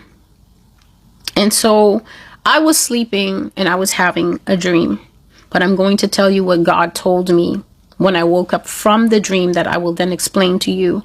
So you hear that he says the public icons and everything is going to be useless. The iconic moments, all the Latinos that were throwing the Molotov cocktails, there are amazing images, still images of them, memes of them driving ICE away. Polka dot girl from New York. God says none of that stuff is going to work. We're going into the beast system. We're going into a dark time. The running away from the country will continue. All the people with money are weighing their options, and they're out of here. Especially, in fact, even if you don't have money, if you have children. If you have children and you are still sitting here doing this, Sister Celestial, what should we do? You have to take the first steps. You have to go and get passports for those children. If you are foreign, you have citizen children. I have had this citizen children prophecy on this blog for 3 years. I think that prophecy came out in April of 2022. So it's been here for a long time. It really has. April of 2025 makes it 3 years. So now it's going on being 4 years old. You need to go to the embassy of the country you come from, either mom or dad. You need to stop wasting time. Go to the embassy of where you come from and see what the process is. Even if you have to get a lesser travel document, like a laissez-passer, which means let pass. You have to get something that will allow you to extricate your offspring across these borders, unless they will keep that child as a U.S. citizen, and you're not taking that U.S. citizen anywhere. I know when you're naturalized, you never saw this part, but now Jesus loves you, and Jesus is showing you this part, that it is time to get the young one back to Mexico, back to Nicaragua, back to Guinea, back to Burkina Faso, back to wherever, because no matter what is going on in other centers of the world, it's not going to be the theater of disaster and human bloodshed as it's going to be here. And the dream is not over. We are going to continue. So God said to me something about a dream that I had. I'm going to read you what he said, and then I'm going to tell you what the dream was. The Lord woke me up from a dream and said, tell them that their naked flesh will be seen in America. They will be naked on international TV. The press will show bare naked flesh on the evening news, and the news around the world will see American nakedness due to how roughly the government forces will handle them. They will drag you until your clothes tear off you, until your blouse tears and the bra comes off, showing the breasts of a woman in public. ICE will drag you until your pullover, that's a sweater, until your pullover comes off, wrestle you until the bra tears and the breasts of a woman will flow free to be seen by all on the internet and around the world. They will break your face. They will break your teeth. They will break your jaw, and there will be no consequences for it. There's a difference if a woman just sits on the internet and tells you No, I just have a feeling that based on what we're seeing on the news, I just have a feeling that it could go there. It could, I feel, judging from what I saw on Fox News last night, and I feel, on the 3 TikToks that I looked at, I think we're going to go there. There's a lot of people doing that in America right now. There's a lot of people doing, I called it, and I just watch them on the internet. There's a lot of people parroting my messages without being honest about why they're saying the things that they're saying. There's a lot of people who have the exact words that they come here and listen to me quietly. Then they go on their channel and they begin to repeat verbatim these messages that trouble my soul so greatly, because they don't have to pay the cost. They're just looking for clicks and they're looking for engagement. Mark my words, mark my words. And I'm looking at them, black, white, whatever. And I know that they're lying, because God didn't tell them anything and it's not their words. They're getting it from here. But there are other people who know how to roll the dice and just read the signs. And they're saying, you know what, from the way things are looking, it looks like any minute now ICE is going to kill someone. It looks like this and that and that. There are people who are accurate simply because they're able to think. But there's something when God is telling you something. Let me tell you something about someone who has all power. Once have I heard it, twice has it been said. All power belongs to God. There's something about someone who has the power to stop anything who doesn't. There's something chilling knowing that God has the power to stop anything. This is God who held up the sea on both sides until his millions of people passed through and no drop was going blip, blip on their heads, because had they been walking on the dry ground and then God was allowing the sea to be churning and some drops were spraying on them, those people would have had apoplexy. They would have gone into cardiac arrest. Because in the middle of the sea and then there's drops, the water is coming to fall on our head. Black people, they know how to maximize it, to triplicate it and just send it to the moon. We're about to die. All the yelling would have started. He had that water obediently parted. This is something that has never been done before, and nobody can do it except God. So for somebody who has the power, that when Joshua cried out, "Sun, stand still," over, I think it was Ashkelon, when a man can call out, basically, God, can you not see me chasing my enemies? You are the one who told us never to leave a job undone. I'm chasing these people. I've got some of them, but I haven't got all of them. And the sun is setting. We won't be able to finish this battle if the sun sets.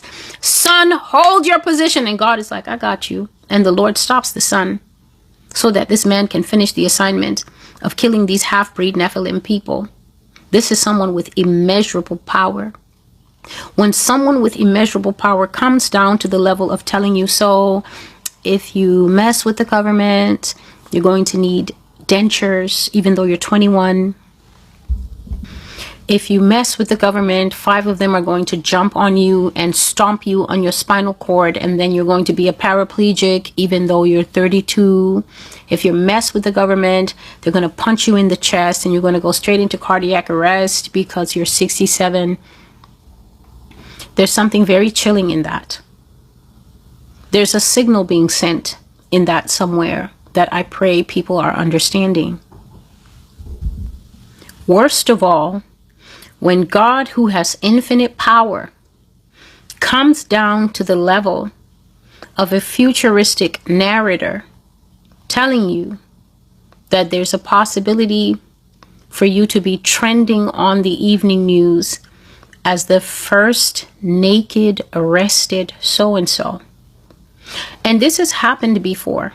I'm absolutely positive that this has happened before in arrests of maybe racial profiling, in arrests of uneven power where the cops knew that they had an opportunity and they don't mind sexually assaulting a victim or something like that. But this is different, because we all know that when we're looking at international protests or anything, and we're watching how even the British government is starting to do this, Even the British cops are starting to violently detain people in ways that just don't line up with how the bobbies work. That's not how they operate. That's not how they work, with excessive force. Those people don't even carry guns. But they're starting to also have this mob-like mentality where they are leaping on Brits 4 and 5, roughly detaining them and things like that. And that's just not their style. When God is telling you that somebody's basically going to drag you to the point that your shirt comes off and your breasts are seen on the news, and as I saw ICE, they didn't care. They will drag you, your clothes will come off. I'm telling you, if you go into that van naked, if you go into that van with everything torn, they will take you to whatever facility, and I promise you, they will process you naked. Your mugshot will be naked. I saw them mocking a man. They had gotten some tall white guy, and his whole front was out. God didn't cover anything. They wrestled that man. I don't know how that man's pants became torn or whatever. When he was arrested, they had him with his arms sharply detained behind him. And you know how they sit you against the car on the floor or something? So you're sitting in an L shape with your back up and your legs straight in front of you. His whole front was out. His pants were torn. ICE made no attempt to cover his modesty. ICE made no attempt to, oh, let's get spare pants or anything. When they were finished, they lifted him up with his arms like that. They lifted him up, dragged him up the back of the car, and marched that man to the detention van, and his everything was out. And he was just like that. And that was caught by news, caught by cell phone footage and things like that. So before the Lord told me this, that ICE will drag you until your top comes out and wrestle you until your bra tears, and they will see the breasts of women. Remember, in the past, I told you that the Lord said that breasts will be seen in this nation as part of the punishment of the United States. Said, Celestial, tell them that their bare breasts will be observed in this nation during the time period of America's judgment. And when I was writing this down, when he was telling me, that is the first thing that came to my mind, not only because of the slavery prophecies where the Lord says that open slave markets will be here in America. They will be auctioning off men, women, and children naked on the auction block, the same way that they did to the African Americans in the past, auctioning them off naked, sometimes auctioning them with clothes. But when the original slaves came, for sure, and the auctions were brand new, they used to put men, women, and children naked on the stand. And you know, sometimes these slave owners are buying the women simply to take them home and rape them to the end of their natural lives. You cannot put, I've always told you that human nakedness excites not only lust, but demons. You cannot put this on display, and cruelty will not follow. And that is exactly what is going to happen. If you are a woman whose clothes tears in ICE custody, these people are going to rape you in the back of that van. There's no cameras in the back of that van.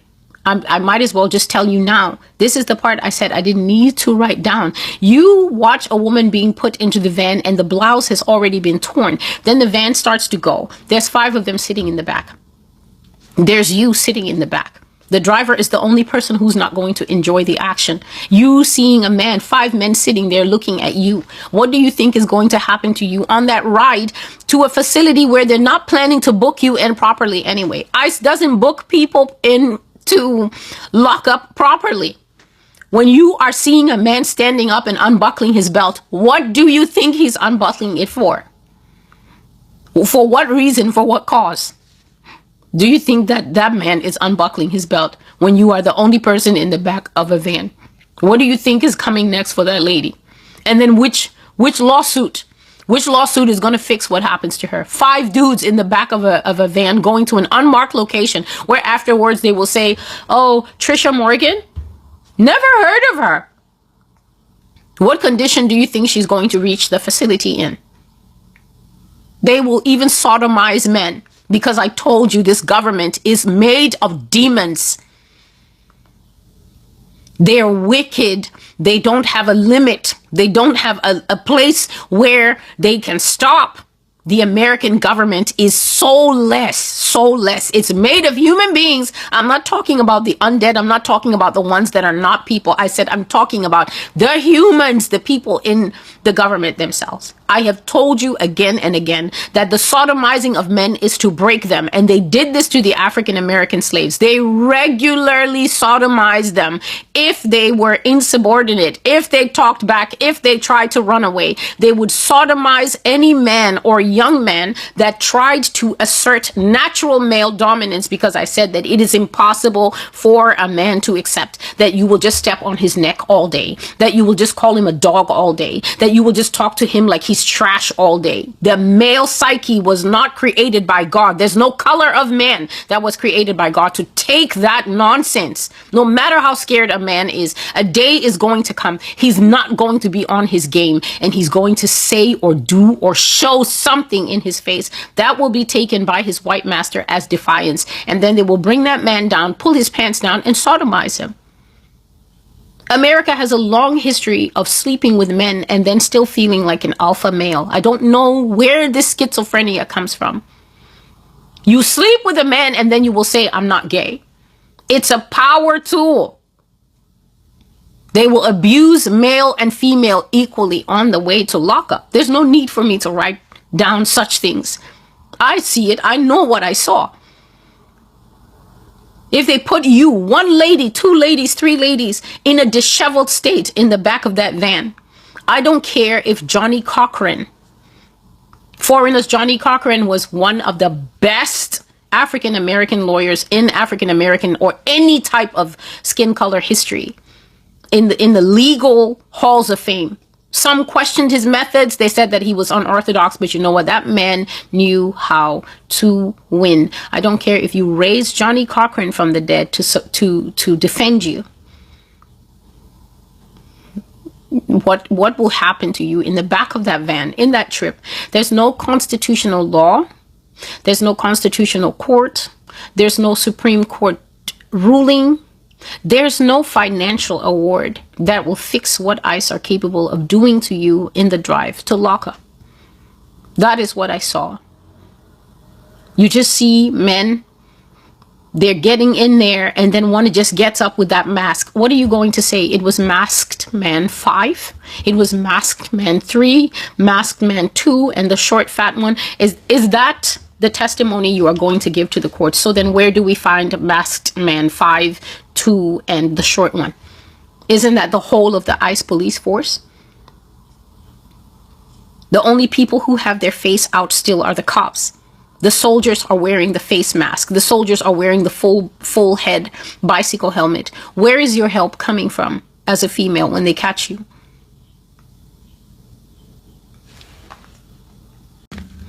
And so you have to ask yourself, to what end are you hearing this? You have to ask yourself, to what end is the Lord speaking in this manner? Why is God speaking to his church in this manner?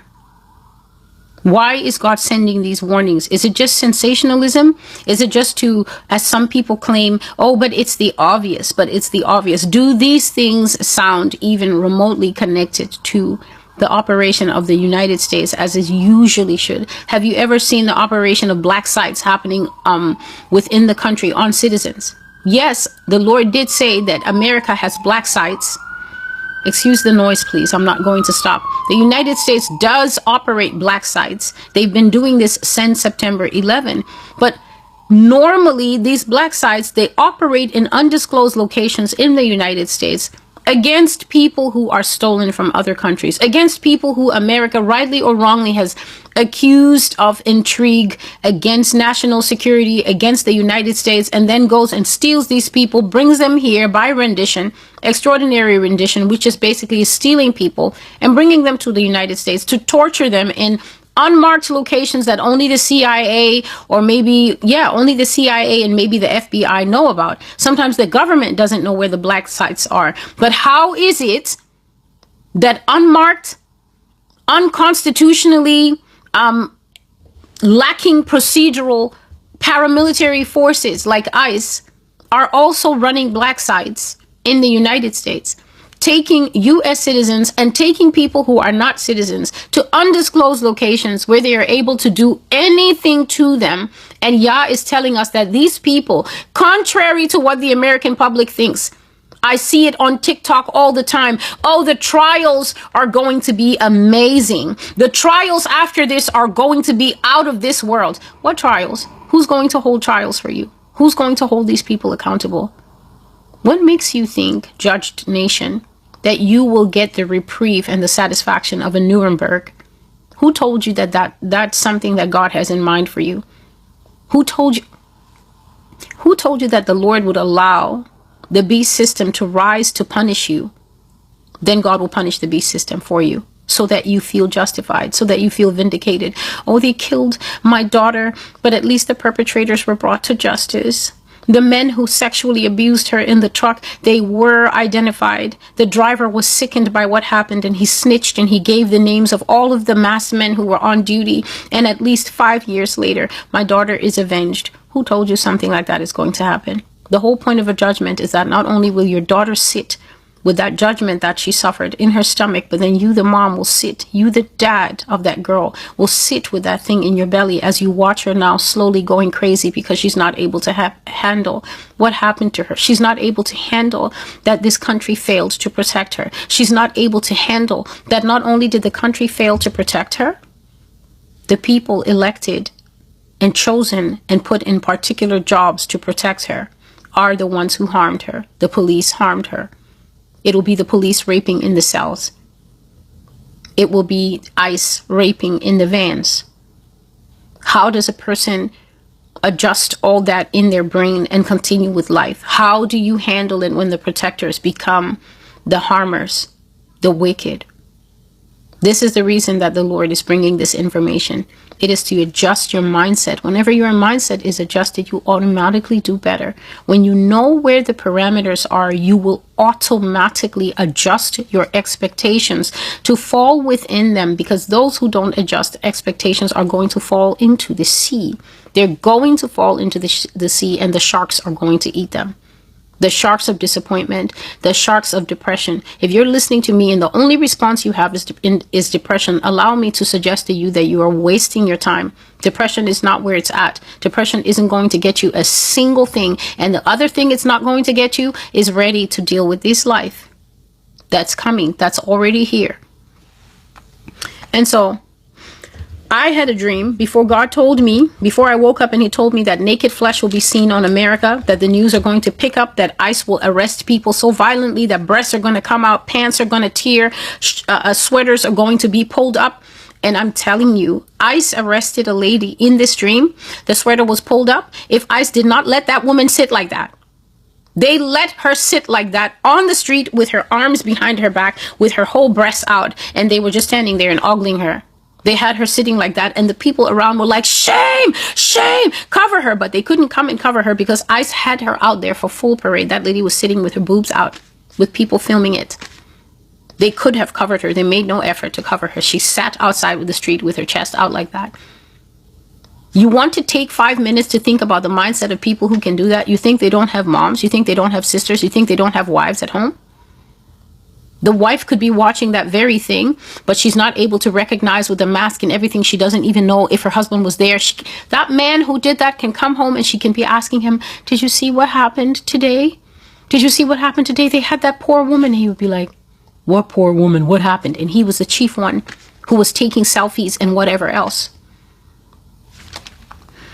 So I had a dream whereby the federal forces of America were dragging people to the riot police trucks and the vans because these people didn't want to walk. So the protest was on, the fight was on, this clash that I keep talking about was on, and then they would catch a few people. And immediately, because you don't want to go to the van, right? If you stand upright, it's very easy for them to hustle you by your 2 arms, and they hustle you to the van. So then people started making their body like dead weight, you know? They just started letting all their weight go, their legs go, everything, to try and fall to the ground, to be very heavy. So they couldn't carry them, but whoever ICE seized, if that person tried that trick of making their body a dead weight to try and avoid getting arrested, I saw that the government forces dragged people on the ground until their clothes tore.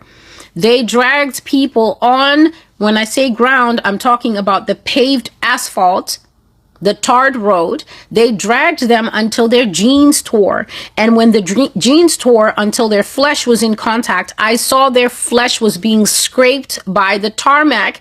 And the person was screaming because of the pain, that now you're being dragged and the jeans have done their best, but now the jeans material tears and now flesh is being eaten by the road. And the person now goes from just struggling to screaming because they're getting scraped on the road. The cop just kept a straight face, eyes on the truck, and kept dragging the person and didn't turn around to see what had caused the person to become suddenly so agitated or what they were screaming about. But what the person was screaming about is that their flesh was getting scraped by being dragged on the ground until their jeans material tore, and now their actual body was being dragged on the actual road. I saw people's bloody flesh through the hole in their clothes when they finally got them to the capture trucks, and then they dragged them up to stand them up. I also saw seeps of blood on the road where victims had been scraped along. And as I was looking at streaks of blood at the riot scene, I remember what God had said about how American roads will get bloody until they become literal rivers of blood, running with the deaths of people who were killed by their own government. I saw the police literally tear a woman's blouse open, and the buttons popped and went flying everywhere. It had nothing to do with a proper arrest to disrobe a person like that. She was struggling, yes, and she was fighting. But one guy already had her with her arms pinned behind her back. So there was no reason to do that. What part of protesting or demonstrating or lawful arrest is that to catch a woman and pin her and then use two hands to tear her blouse? The officer in front, not the one who was holding her pinned, but the officer in front did indeed do that, tearing the blouse wide open. And then the one standing behind her scooped her under her bare breasts and carried her backward toward the arrest vans, even while the crowd was roaring and trying to get her back. But they could not. The riot police swarmed in front of them to block them, and they couldn't. I saw them dragging people out of their car so violently that their shirt came up and the bra slipped out of placement, so that by the time they finally dragged them out, that person was naked without a shirt. I saw that the woman's clothes, by the time they finally got her out of the car, her clothes had pulled up to around her neck. They sat her on the ground and handcuffed her, and they did not make any attempt to put her clothes back how they should be. Yah said they will cuff them just like that, carry them just like that, mugshot them just like that, with no shirt on a female. And all the outrage in the world will not stop or correct these types of procedural irregularities and the open abuse of power that you will see coming from the American government. So I believe that I have made it quite clear to you what type of chances you're taking when you go out there. You try to engage with ICE, you're standing up for freedom, you're standing up for solidarity, you're standing up for your voice, whatever it is. I'm letting you know, especially if you are a female, that I have already brought a prophecy. It's been over a month here, and it's called The Wolves Are... It's something about the wolves. And then it's called An Occupying Force in America. And that was where I had many different dreams. One of them, I said I saw the female vampire. Another one where God moved me and I was seeing that Hispanic neighborhoods used to be quite wealthy in the past. And then another one, I was seeing Christy Noem speaking to her ICE people and saying, we will find you and everything. Not the one with the food banks. And then another one is where I said I saw these 5 white women and ICE had come to the farm. And ICE previously, I said I had a dream, the wolves are coming, in which ICE was given directives to shoot to kill. And ICE has been killing. ICE is up to about 10 killings now, ever since that dream was published. And every single time the government comes out and says our brave ICE agents were attacked, just watch. When they start raping people in the vans and they start sexually assaulting people, Kristi Noem will come and say our brave ICE agents were being attacked by these women's chests, and they were only trying to defend themselves. And we have no record of this ever happening. ICE already raped someone, and when this woman brought up the fact that she was raped, someone in the power structure arranged for that woman to be deported the next day. Yes, ICE raped a woman, and when the woman made it known to the larger law enforcement body that not only did the ICE officer rape her, but then he carried on, because they always get your phone, he then started sending text messages of his private parts, and suggestive messages to someone that you've groped or you're sexually assaulted already. And when this woman made it public, and her lawyer got it to the press, the very next day the woman was deported to the country that she comes from. So of course she wouldn't be able to pursue her court case. It's a different animal that we're dealing with. It's not the one that you know from TV. It's not the one that you know from the legal dramas. So you that think, oh, the day is coming when this government falls, the trials are going to be crazy, the testimony is going to be crazy. There's nothing like that coming. Because for something like that to come means that God has determined a relief for you. That's what it means. It means that God has seen the pain of the people, and God has determined in his heart that it's unjust against a righteous people, and he's going to set it straight. He's going to make sure that they will be punished. He's not going to do that. He's going to stand aside and let it escalate. So God is saying that they catch you like that, they dishevel you like that, you're fighting whatever, it comes up, you're going to get cuffed naked, you're going to get taken into custody naked, they're going to mugshot you with your breasts out. Imagine being at the station with men and the sadistic women that they work with, who will not come to say, hey, what are you guys doing? Cover her, this and that. No, the female ICE agents are just as dysfunctional. They're just as weird. They're just as strange. They're just as motherless as the men are. So God says that all the outrage in the world is not going to stop or correct the procedural irregularities and the open abuse of power that we will see coming from the American government. So what I was saying is that America is going to be like something in the lost capsule of time. You know how people, they do, I don't know what it's called a time something, I think it's called a time capsule, where if you're alive in 1987 or something like that, all of you do a project where you put things in a box that remind you of 1987, maybe the kind of hairspray that everybody's using, the kind of sneakers that everybody's wearing, all the things that are fashionable to the young people of that time. You put them in a box and then you bury them somewhere, and then 20 years later you dig it up, and then you look and say, oh, look, they were doing this in the 80s, they were doing this in 1987, class of 1987. It's some kind of cool project that people used to do, but that doesn't happen anymore. So lost capsule of time also delineates that moment when something happens in your life where everything changes. It's like a horrible spinning capsule of time where everything changes, and then it's forever like that. You are forever affected by whatever it is that has hurt you, that has harmed you. You can't go back in time to fix it. You can't undo it. You can't wind back the clock and something like that.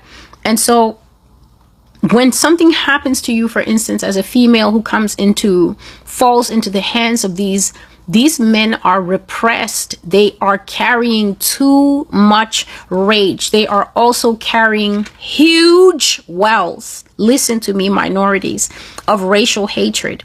You don't know what is cooking inside that man.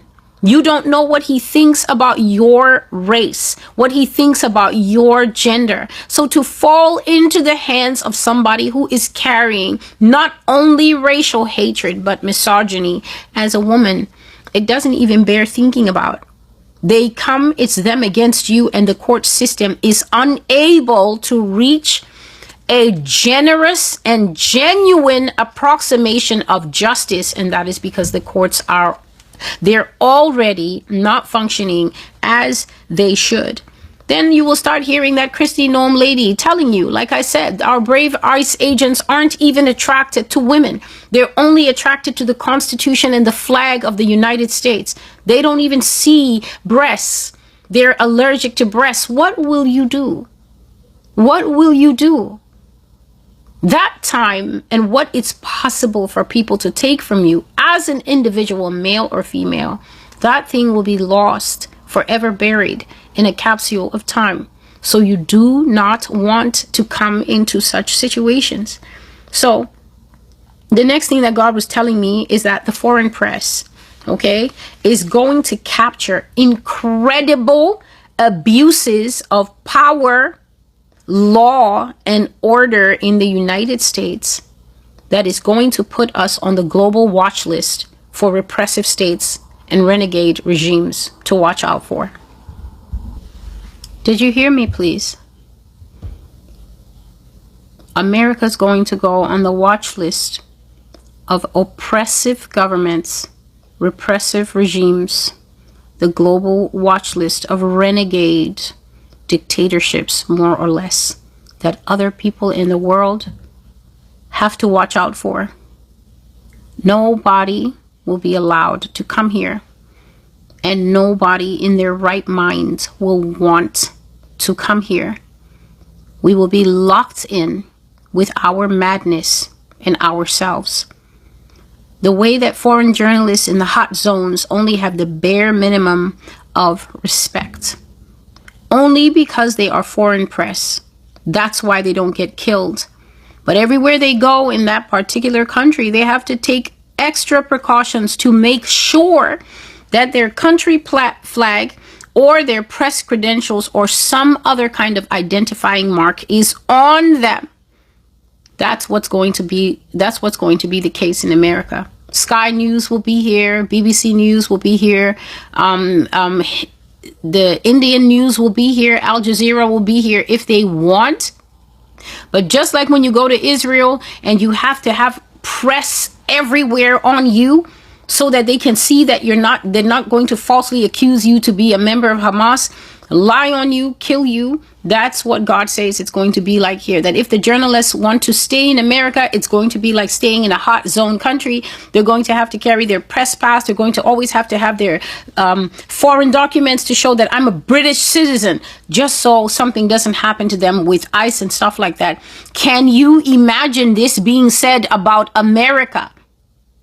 And it's not being said by a blogger or a YouTuber. It's being said by the Lord, that this is what is coming for us, that we're going to fall to such a state that we make the watch list that we essentially created of who's a so-called bad hombre, a bad guy.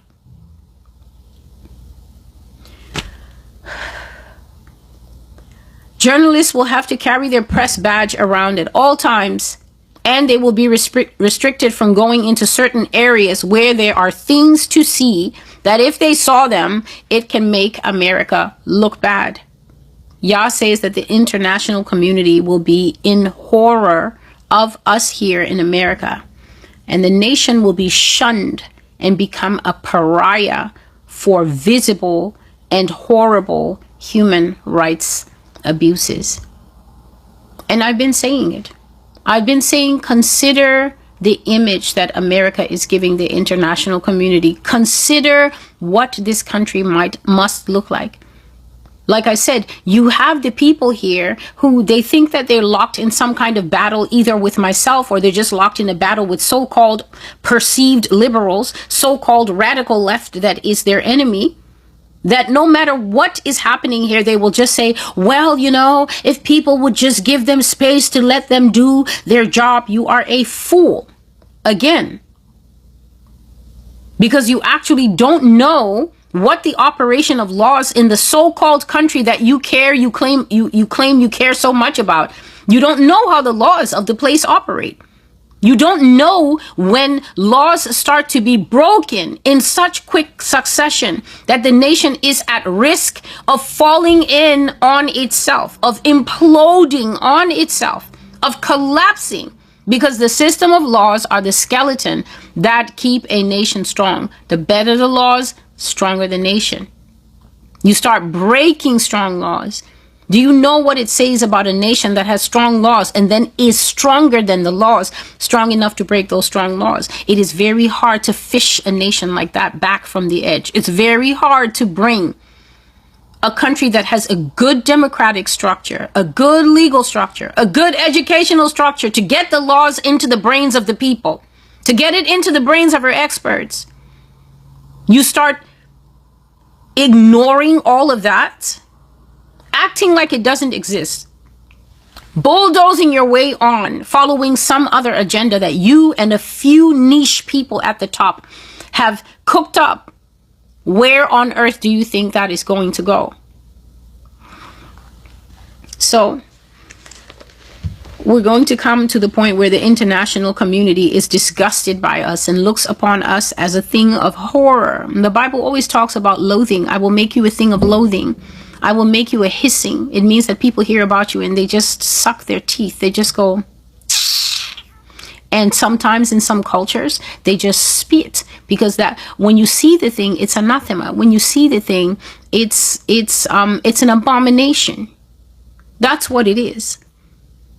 And America will be shunned, rejected for visible and horrible human rights abuses. Thus says the Lord, the thing you could not be, America, you will become. The ills you have condemned in others, everyone will see them in you.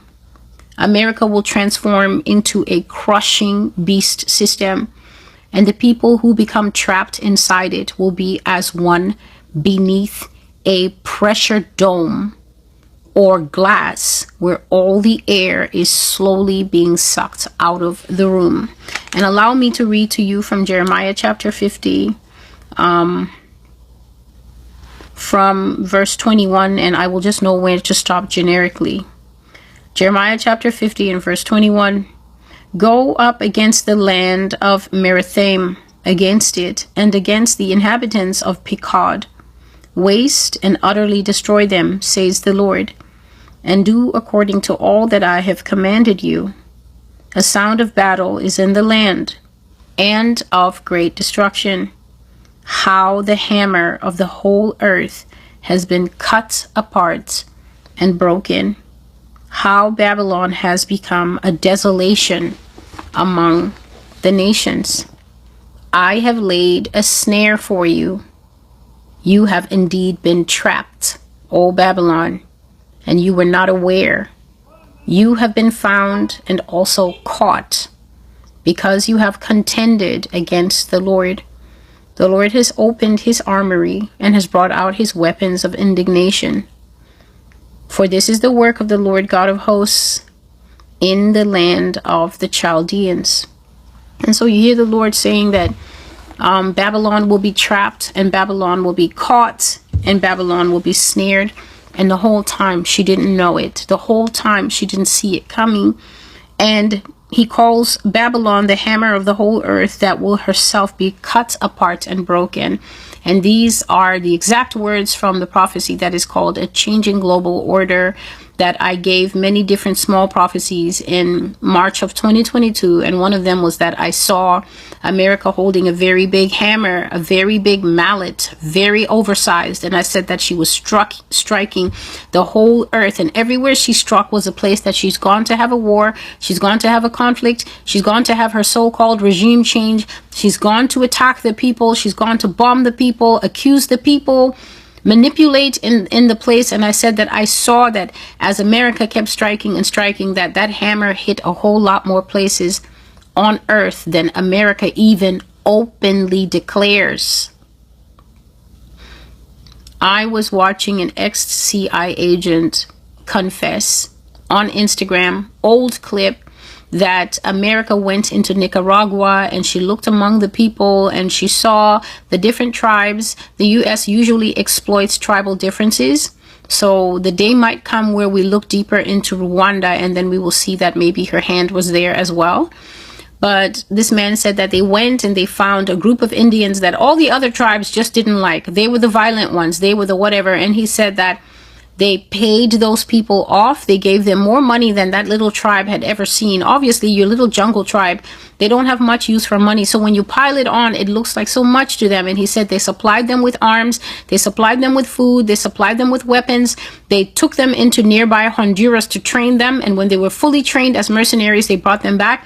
And that tribe basically killed almost all the other people. And he said a rough estimate, if he had to guess, just the years that he was involved with what America did in Nicaragua, he said that 6 million people died because of American involvement, but he said that is a conservative number, and he estimates that it's obviously more because they weren't able to track all the dead bodies. In that kind of society where there's tons of people dying in the villages, tons of people dying where they might drag a whole village into the jungle, shoot them there, leave them there. Obviously, the CIA isn't going to know about those bodies, so they will only estimate if they're counting the deaths and the death toll and the casualties in the towns and in the cities. This is the kind of thing that America does. So in 2022, God was showing me that hammer, and the hammer, because America was using it so often, destabilizing, stealing, killing, bombing Iraq, Yemen, Syria, all the different African countries, all the different Latin American countries for decades and decades and decades. I saw that the hammer became hot from overuse. And we all know that metal is easier to mold when it's hot as opposed to when it's cold. So because she kept hitting the earth, you hear God calling her the hammer of the whole earth. This is an old name. God always knew that this country was going to end up like this and act like this and be like this. The hammer became very hot. It turned almost white with overuse. The metal went hot, and then I just saw a huge sword come from heaven and chop America in the arm. And the arm and the hammer fell, and she also fell because of the shock of the blow that she received. And so God says that the thing that America says she can't be, she's going to be. This prophecy is not even close to finished. So take your break if you need to, because I'm still continuing.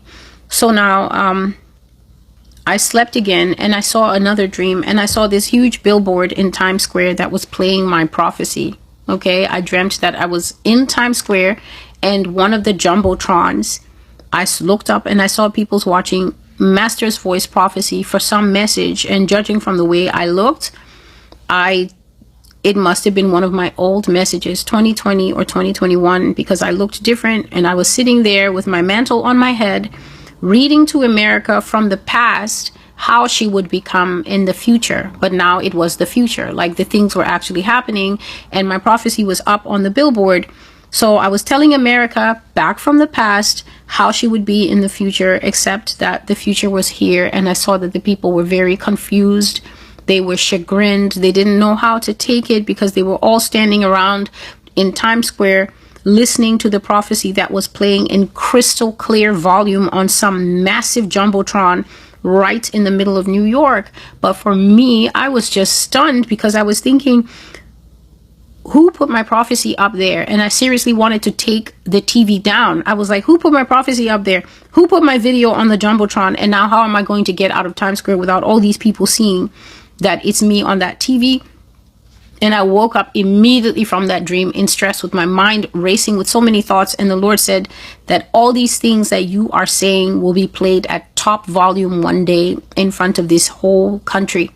They will be allowed to look into the past and see that someone was speaking and warning them, but they did not care to listen. They will literally see the past speaking to them about things that they can't do anything about now. Anything that you have said in the past is now manifesting to become the now and the future. I will put you front and center so that they can see there was a warning, there was a reprimand, a clear message and rebuke from God to stop sinning, to turn from their wicked ways. But now it is too late. The message will go viral that they, America, were warned but did not want to repent and did not heed the warning. And I've always told you that the day would come when these prophecies, that every time I uttered them, people had something to say. Every time I uttered them, people were so abusive, telling me to shut my mouth, telling me that I was a false prophet. We can't see any false prophet videos now because there's no way to say that a tank on the street is a false prophecy when the tank is on the street. There's no way to gather in the live streams now, because if you gather in the live streams now, all the people who don't have SNAP benefits will stone you, because all they have to do now is go to the Master's Voice and just go to America in Ruins. That's one prophecy. All you have to do is go and look at the empty basket. That's another prophecy of no American benefits, no WIC, no SNAP, no nothing. You go to the stock in the store. That's another thing. So all the people that they were following, that were whipping them up into a frenzy, and all the live streams and all that, I know God will judge this. There's none of that now, because what can you say when you are broke and hungry and the king is sitting in his palace that also you prayed for and put there? Because the people that you were following, those who know themselves, you went and followed them and prayed, and now you have contributed to the massive hole that is opened up under the nation. So for me, the only thing I wanted to know, I said, God, who put that prophecy on the screen? Who took my video to a place like Times Square and put it there where everybody can see it? How am I supposed to live, God, with that many people seeing my face? And the Lord said, he did. He said, I did. Because there are people who have money in this nation, people who have money in this city, talking about New York City, who do hear, and they believe the gospel. It's nothing to them to take the prophecies of the Master's Voice and put them up into advertising in places like that. The Lord said, you are not the one to tell me what to do with your face or the messages that you have delivered. I will put them everywhere, and then they will know that a prophet was in their midst, but they did not heed the warnings or take the signs seriously until it was too late. And we can just go to Ezekiel chapter 2. I have been here, and I think round about the second year, no, it was the third or the fourth year, I started telling people, if you truly want to understand by what means God has come to snare this nation and capture this nation, then you have to read Ezekiel chapter 2 and chapter 3 to get a better understanding. Ezekiel chapter 2. And he said to me, Son of man, stand on your feet, and I will speak to you.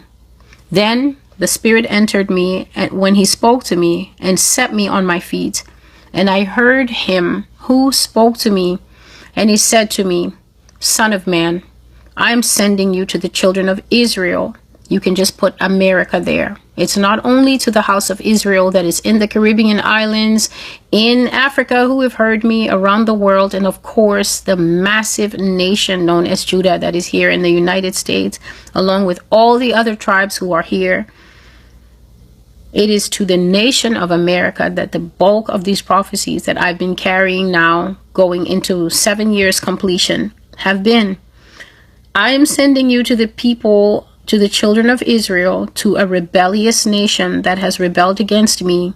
They and their fathers have transgressed against me to this very day.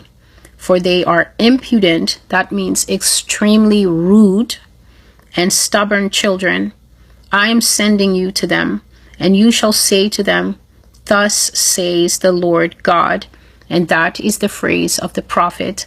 Thus says the Lord God means that I have the authority to speak for God. It means that I have the right to say that God is saying something. It means that I have the right to teach a thing in God's name, and nobody has the right to counter it or overthrow it. Even though they will do it, they do not have the right to speak over the speech of the Lord. Verse 5, As for them, whether they hear or whether they refuse, for they are a rebellious house, yet they will know that a prophet has been among them. And you, son of man, do not be afraid of them, nor be afraid of their words. Though briars and thorns are with you, and you dwell among scorpions, do not be afraid of their words, or dismayed by their looks. though they are a rebellious house. This is the third time or fourth time that the Lord has said that these people are rebellious. You shall speak my words to them, whether they hear or whether they refuse, for they are rebellious. This is the second time that God says, speak what I give you, and it's their business if they hear. It's their business if they reject it, because they are rebellious. But you, son of man, hear what I say to you.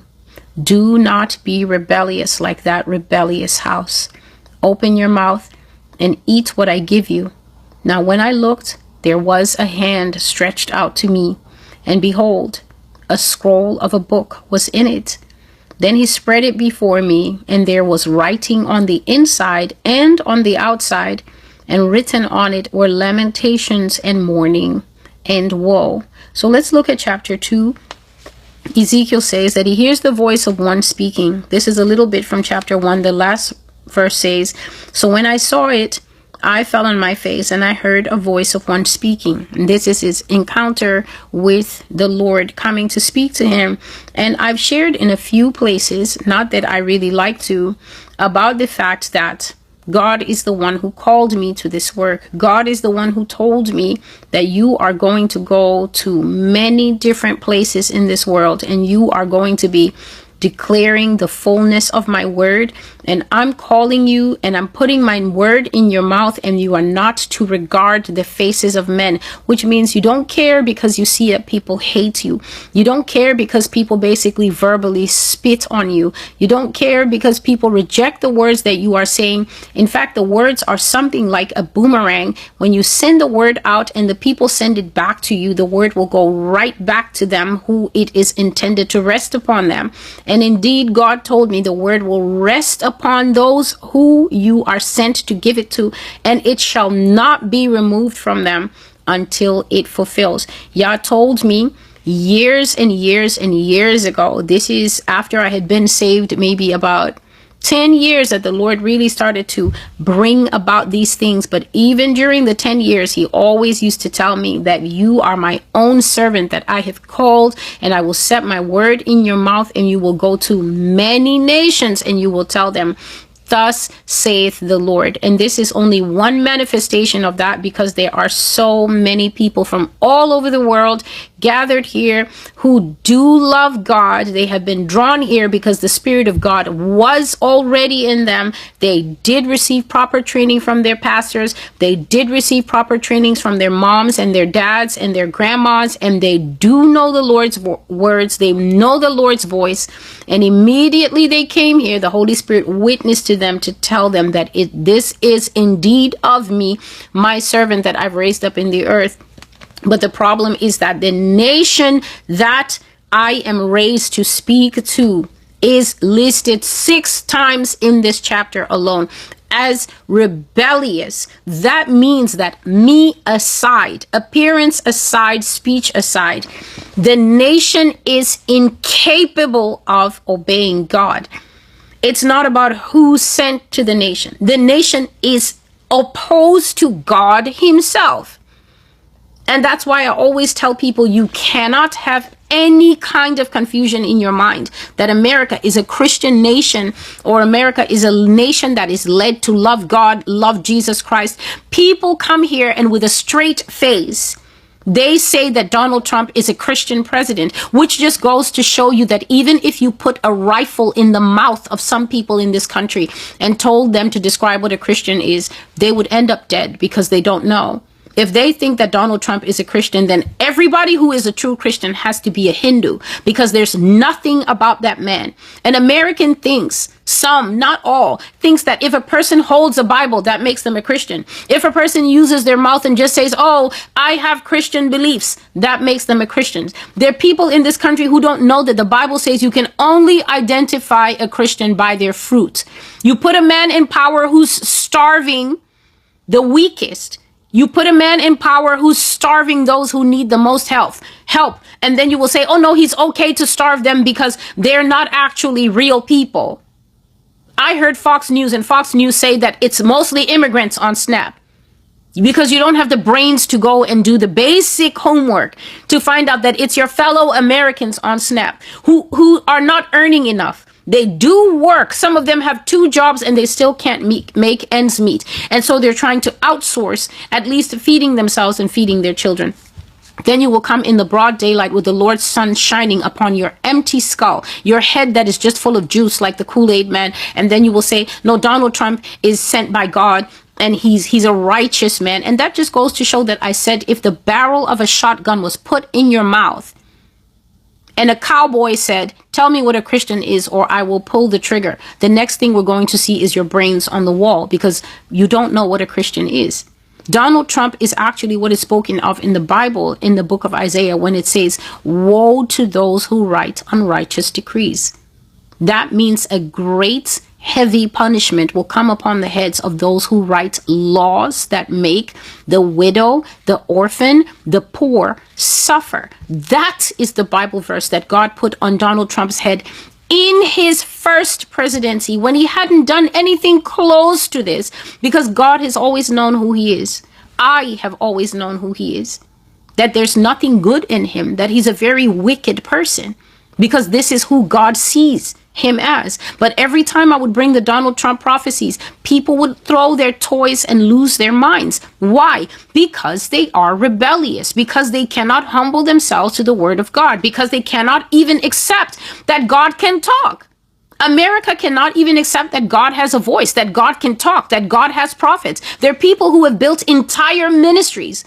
The only reason they have followers is because I exist on this earth. 90% of their videos are about me, talking absolute oatmeal and nonsense, calling me false. And now all of a sudden, where are they? The trajectory that they used to build themselves up, now it's just plateaued because they don't have anything to make reaction videos from. They don't have anything to talk about now because the country has ended up in a place that none of them could see because they cannot prophesy and because they don't know God. They only know a simulation of God.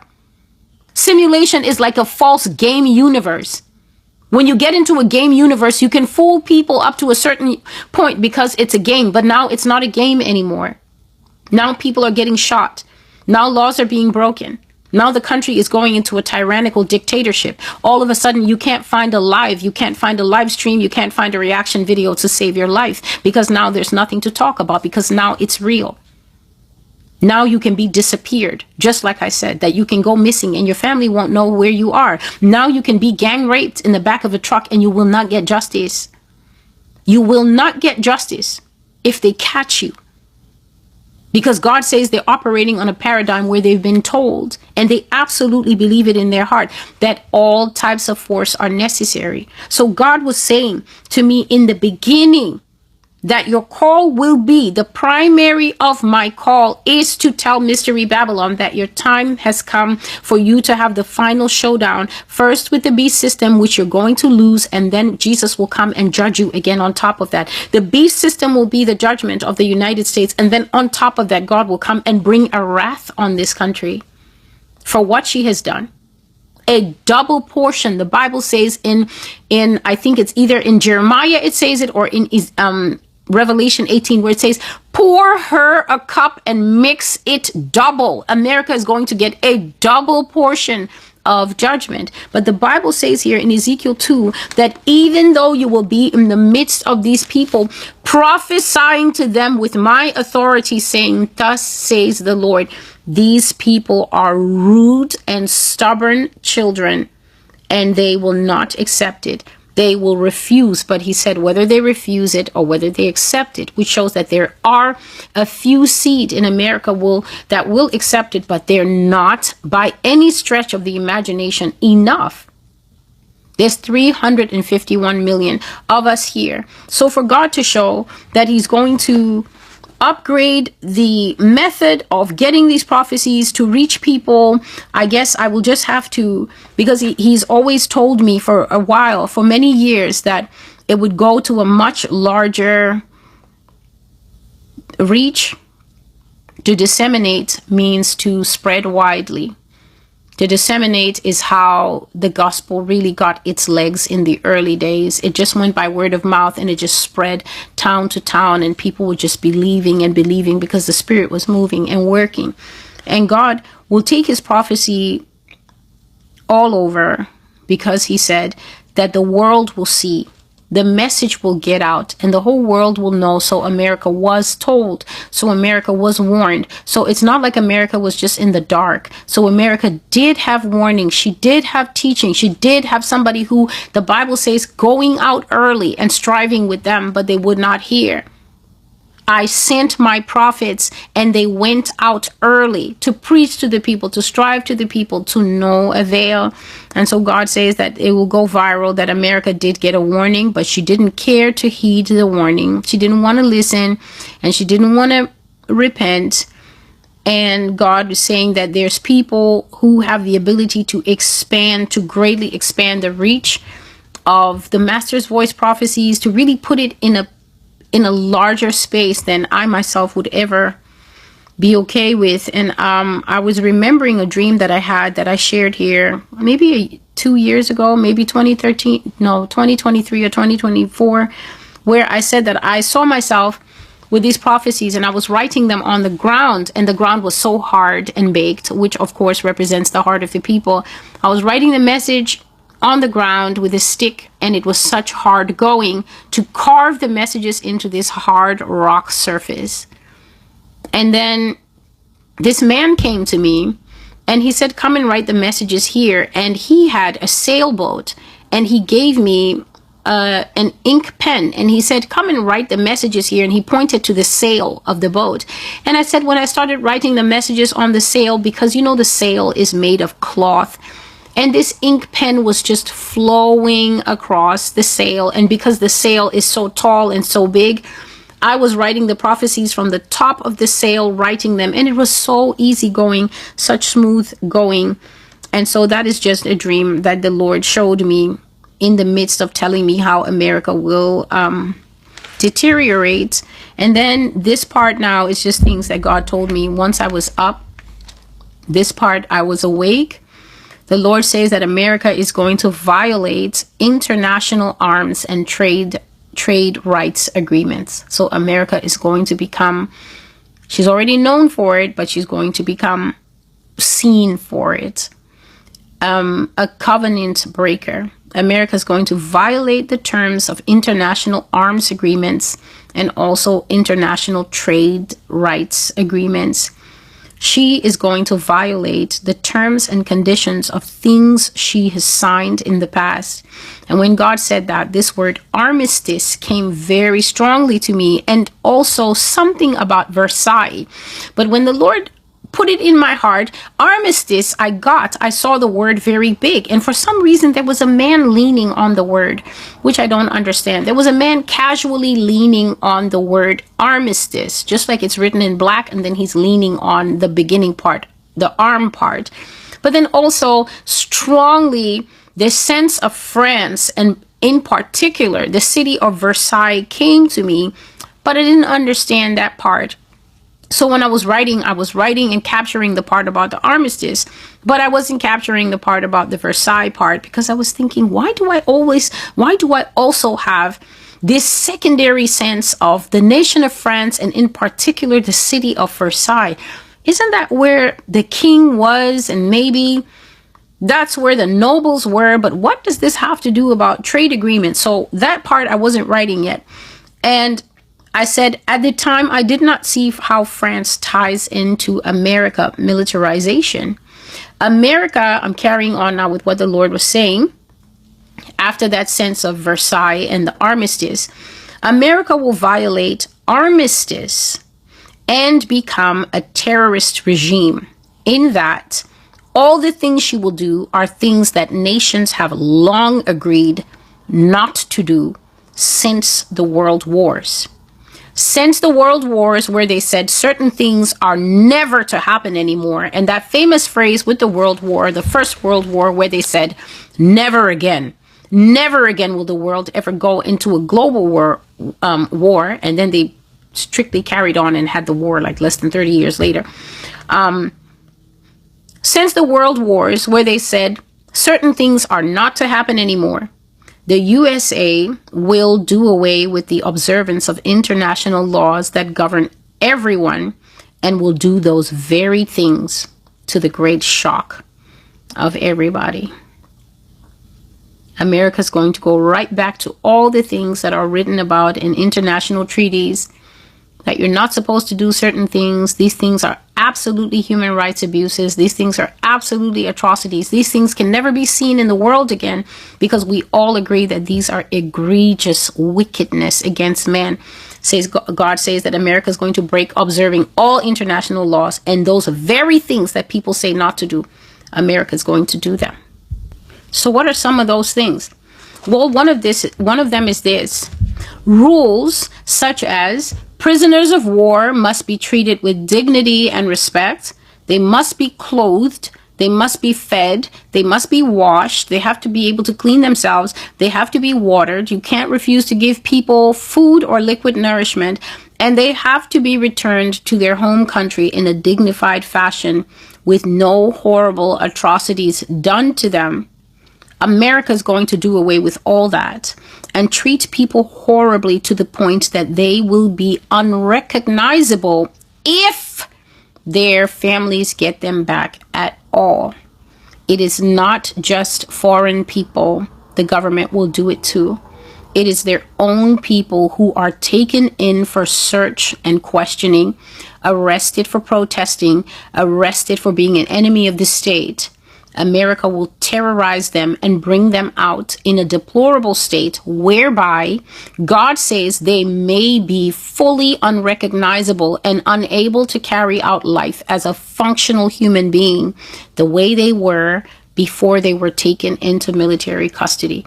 So you all know that one of the biggest questions in this world is, why is it when so-called evil demonic Hamas takes Israeli hostages, the hostages come out, it caused a huge uproar in Israel one time when the hostages were being let go. The hostages came and started giving Hamas kiss on the cheeks, right? Because this is what you do when the demon is letting you go after keeping you for a year. You kiss them goodbye and you're patting them on the chest. It was, I think, an older lady who did that. She was patting them like good boys. And then Israel was so enraged that Benjamin Netanyahu came out and said that Hamas threatened the lives of those Israeli hostages and forced them to put on a propaganda display. Very convincing display. She's kissing them on the cheek and she's patting them like, be good boys. And then she's getting into the free the hostages truck. When Israel brings out people, their eyes are missing. They have already killed the people. When Israel is ready to give back hostages, they come back in some kind of blue tarpaulin. They come back in some kind of blue sandwich bags. They smell terrible because they've already been decomposing for a while. They come back with huge amounts of their limbs missing. They come back sometimes with all their organs cleaned out, because you know what? If you're going to torture somebody, you should never let a good kidney go to waste, because a kidney is thousands of dollars on the black market. A good heart, a good liver, these things are good money. If you're going to waste perfectly healthy Muslim body parts, you might as well completely rape the cadaver of everything that it needs, put it on ice, and then just throw the empty body like a skinned sardine into a blue tarp and take it back. They send them back missing their teeth. This is all corpses. I'm talking about the condition that the corpses come back in. Talk less of what the live humans come back in. They come back in catatonic shock. Some of them cannot talk.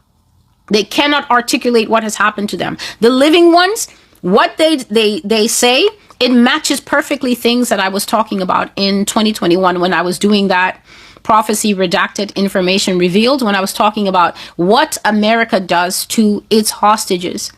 Will play loud music in their ears until they go insane. Black Sabbath, Nirvana, Kurt Cobain, you name it, at massive decibels in the room that the people are at risk of tumbling fully into madness. You cannot listen to that kind of loud music, that kind of screaming, that kind of chords at above recommended decibels You will be unable to hear your own thoughts. You will start to go mad. The hostages, young men who came out, some young men, they were saying that Israel keeps the lights on for 2 to 3 weeks. Bright fluorescence till you lose the ability to tell night and day.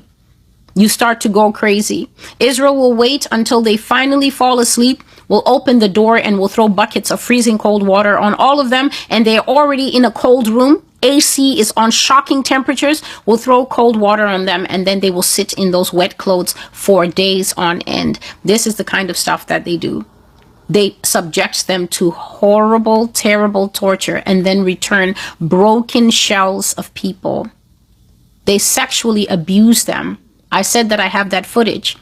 The case just recently broke. They found the whistleblower. She's a lawyer in Israel who's in the IDF who leaked the footage. And I'm happy to let you know that when they found out who she was, they proceeded to threaten her life and they proceeded to curse her and call her a traitor who has ruined the international name of Israel everywhere. Because why would you leak footage of IDF soldiers gang raping one Palestinian man until he suffered internal rupture to his organs? His organs. Let the men on this video, let that sink in. I will go further. The Israelis allow dogs to rape the Palestinian prisoners. And you know who else does that? The good old US of A. They have uncovered the fact that America purchases dogs. We're here. I'm going to say it because I already covered these things. I have a prophecy called The Captains of Enterprise. And in that prophecy, I had to gag and struggle my way through the fact that God was revealing to me about people and what they do with animals and what they do with dogs in particular. And he was showing me that certain parts of the world, it's not illegal at all. Like, it's not a crime to have sexual relations with animals. In fact, the only thing the law says is that you have to treat the animal humanely while you're sleeping with it. What countries are those? Nordic countries. It's Netherlands in particular. I think that has the red light district or something like that. America has been exposed as having purchased maybe 10,000 of those dogs. The dogs are specially trained in those areas to copulate with humans in a very violent way. Can you explain to me why the US government bought thousands of dogs like that? Now, I didn't say US citizens individually who have a tendency already of sleeping with their pets. I said the government bought those dogs. Who do you think those dogs are for if it's not for the hostages? If it's not for the people that they're bringing here under extraordinary rendition? Do you know what it is to be raped by a man? Then they go and bring a dog to be active on you? That is what Israel does. That is what America does. And you will hear all this and then open your mouth, some of you, to talk about, but other countries. I don't want to hear a thing about other countries because God sent me here for you. He sent me on this internet for you, the nation of the United States. He never said go and prophesy to this or that. I do bring prophecies occasionally about other people. I am here for the USA to show you your sins, that if you will not repent of them, the full gamut of everything that the United States has done will be waiting for you to answer to. Can you imagine? You get to heaven, you already have your own smoking habit and everything else to talk about with Jesus, to beg for your soul, and then he's like, oh yeah, and then there's the collective sins of the nation that you thought you were too good to repent of, because every time she told you that you must repent of national sin, then you said, but I didn't, and I didn't have slaves, and it wasn't me. Dogs on people. That is the state that some people in this world return prisoners in, America included. And now the Lord is bringing it much closer to home. And he said, these types of things, torture, sexual assault, whether by human or whether by animal, this is what they're going to be doing to those that they call enemies of the state, Who saw the compilation that I did where Donald Trump said the enemy within more than 10 times at 10 different speeches over this 1 year that he's been in power? And in case you didn't know who the enemy within is, it's the radical left. It's the radical left plus those of us who couldn't care either way about the right or the left. We just appear in the eyes of some to care. Overly critical, and so automatically we will also be lumped in with the enemies of the state. This is what Yah is saying. That prisoners of war, they have certain basic rights. Says America is going to completely break away with keeping any type of awareness of international law, and will be torturing people within the borders, foreign and domestic, and returning them in a state whereby they are not recognizable at all. I did mention about the man that was in ICE custody. They caught the man. The man was healthy and alive because he was trying to run away. That man recently died in Colombia, nonverbal.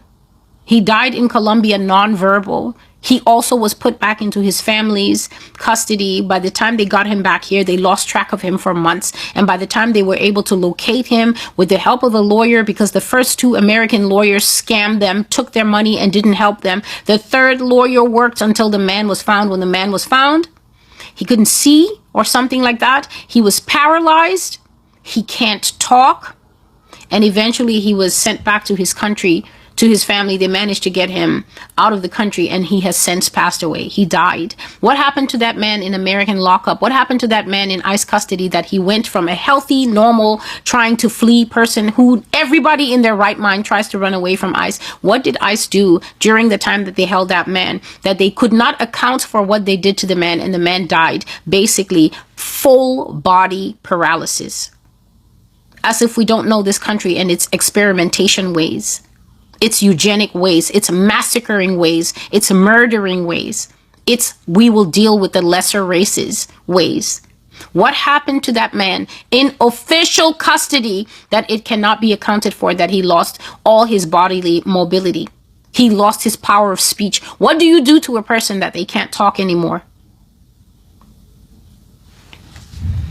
So God says that America will terrorize people who are taken for search, taken for questioning, arrested for protesting, and arrested for being an enemy of the state, and bring them out in a deplorable state whereby they may not be fully recognizable, and they may not be able to carry out life as a functional human being anymore the way they could before they entered military custody. Yah says America will violate arms agreements, trade agreements, and break human rights laws so much that she will become a North Korea designate. The international community will list the United States like North Korea, putting her on the international terrorist list and list of human rights abusers that everybody knows and is afraid of. America will even get removed from the UN Security Council as an uncooperative, unsafe, dangerous human rights abuser, and a totally evil environment for human beings and the international community as a whole. Let that sink in. Let's just take a moment and let that sink in. So uncooperative, can no longer hold to arms treaties. If America doesn't hold to arms treaties, then that means nuclear options are not off the table anymore. They're fully on the table, and someone is shaking salt and pepper over them, about to scoop them up. They always talk about the president as having, every time Donald Trump is on the news and someone is talking, we've presented the president with a full menu of options, and we've given him a full menu of options. So a country that will not follow international arms conventions, whatever those are, I don't pretend to know what they are, but whatever they are, we are now living in the country where God says this country has run its mouth on dead Gaddafi, dead Osama, and dead Saddam so much, lying on those people for all she is worth. They were dictators. They had nukes. They had dragons living underneath the gold throne of Saddam that they would have used against the American people. We had to kill them. And now the Lord has come to set the record straight that the people who can't keep a law to save their life, the people who can't obey international norms to save their life, are the ones who always had the stories about everyone else. If you violate arms agreements, doesn't it mean that you will just start nuking people everywhere, provoking everywhere? But wasn't I saying this in 2021? That there is not a conflict flying by that America will not lift and put her hand in it and say, no, I want a piece of that. I want to get involved. Let me just grab that and bring it home. To the point that the prophecies that I was bringing here, Yah said, Canada, Mexico, if you are not careful, America is going to get you dragged into international wars because of how many conflicts she will be started. Now we're sitting here and Americans are getting, Fox News watchers, they're justifying themselves getting worked up, and liberals included. Across the board, they're getting ready to now go across the border to go and fight Venezuela in nothing more than precious metals and a free oil grab under the guise of fighting the drug trade. Imagine the drug mafia barons saying that they're going to another country to fight the drug trade because we have to keep the bad drugs out of the borders, where every person in this nation is a weed gummy taker, is a weed puffer, is a nootropics puffer. I don't know if they puff nootropics. I don't know what nootropics are. I just know you shouldn't be taking them. Psychedelic mushroom eater. Psychedelic mushroom tea drinker. I don't know if they come in teas, but if they do, we have it because we have legalized weed shops every 3 steps here in New York City. If it can be puffed, if it can be sniffed, if it can be injected, if it can be rubbed into your left eye and then you get the high, this country is filled with druggies. And then it's this nation that is going to police drugs. Cocaína in the Spanish, make it make sense. Someone. Because these are the lies that America puts forward, and then everyone will look and say, America's defending freedom and America's defending her borders. Which part of your border goes all the way to Venezuela? Which part? Which part of your border is in Trinidad? Because they don't have sense. That's why they're giving you airspace. That's why they're letting you sit in the waters. Then when they get themselves bombed, then it's this channel they will come to. You don't understand. I'm a proud Trini. If you're a proud Trini, why are you not petitioning your government that your government must have sense? It's America's shenanigans that you're going to allow yourself to get in the middle of. Then when Venezuela bombs you, then you want who to feel sorry for you? Same with Guyana. You want to host America in her ceaseless imperialism. And then when Russia and China join the chat, because they also want to protect the markets. When Putin wants something, he comes and he has a conversation. We see that you have this and we have that. And then you see little papers are signed and little handshakes are shaken. When America wants something, 500,000 people dead in only 2 years. And then BlackRock will set up 22 factories. And then before you know it, she has another satellite country like a crab. She's eaten everything from the crab. Then she wears the skin of the country. And then she says, we came to give this nation freedom. You haven't learned enough from history. Trinidad, Guyana. Then you want to come to this blog and start telling me you don't understand the political. It's you who doesn't understand that whoever plays with America when she is getting bombed, you will get some. You will get your share. Because who deals with the merchant of death? When that merchant of death is on God's death list, there's enough for you too. Since there's no wisdom with you, outcomes shall be outcomes. That is how this world works. You cannot be a little roach, a little fly, a tiny little thing of a country. You already have your own judgment on your head for being wicked and half naked in Trinidad. Then you want to get yourself involved in high level, high stakes oil arguments. Then what do you think will happen?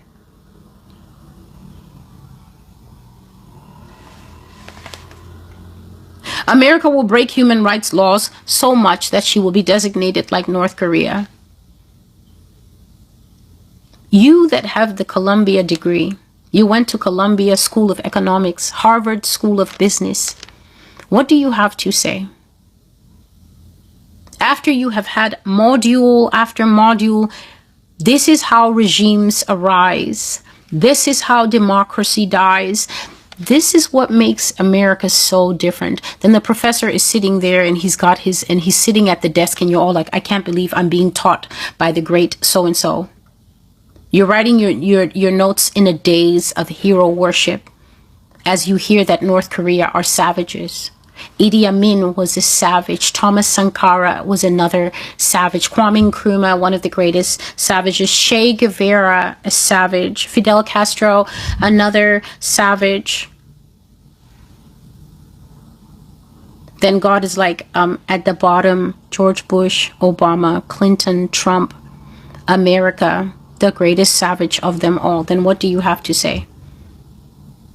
Human rights abuses. You're watching it on TV and some among us, that's my president.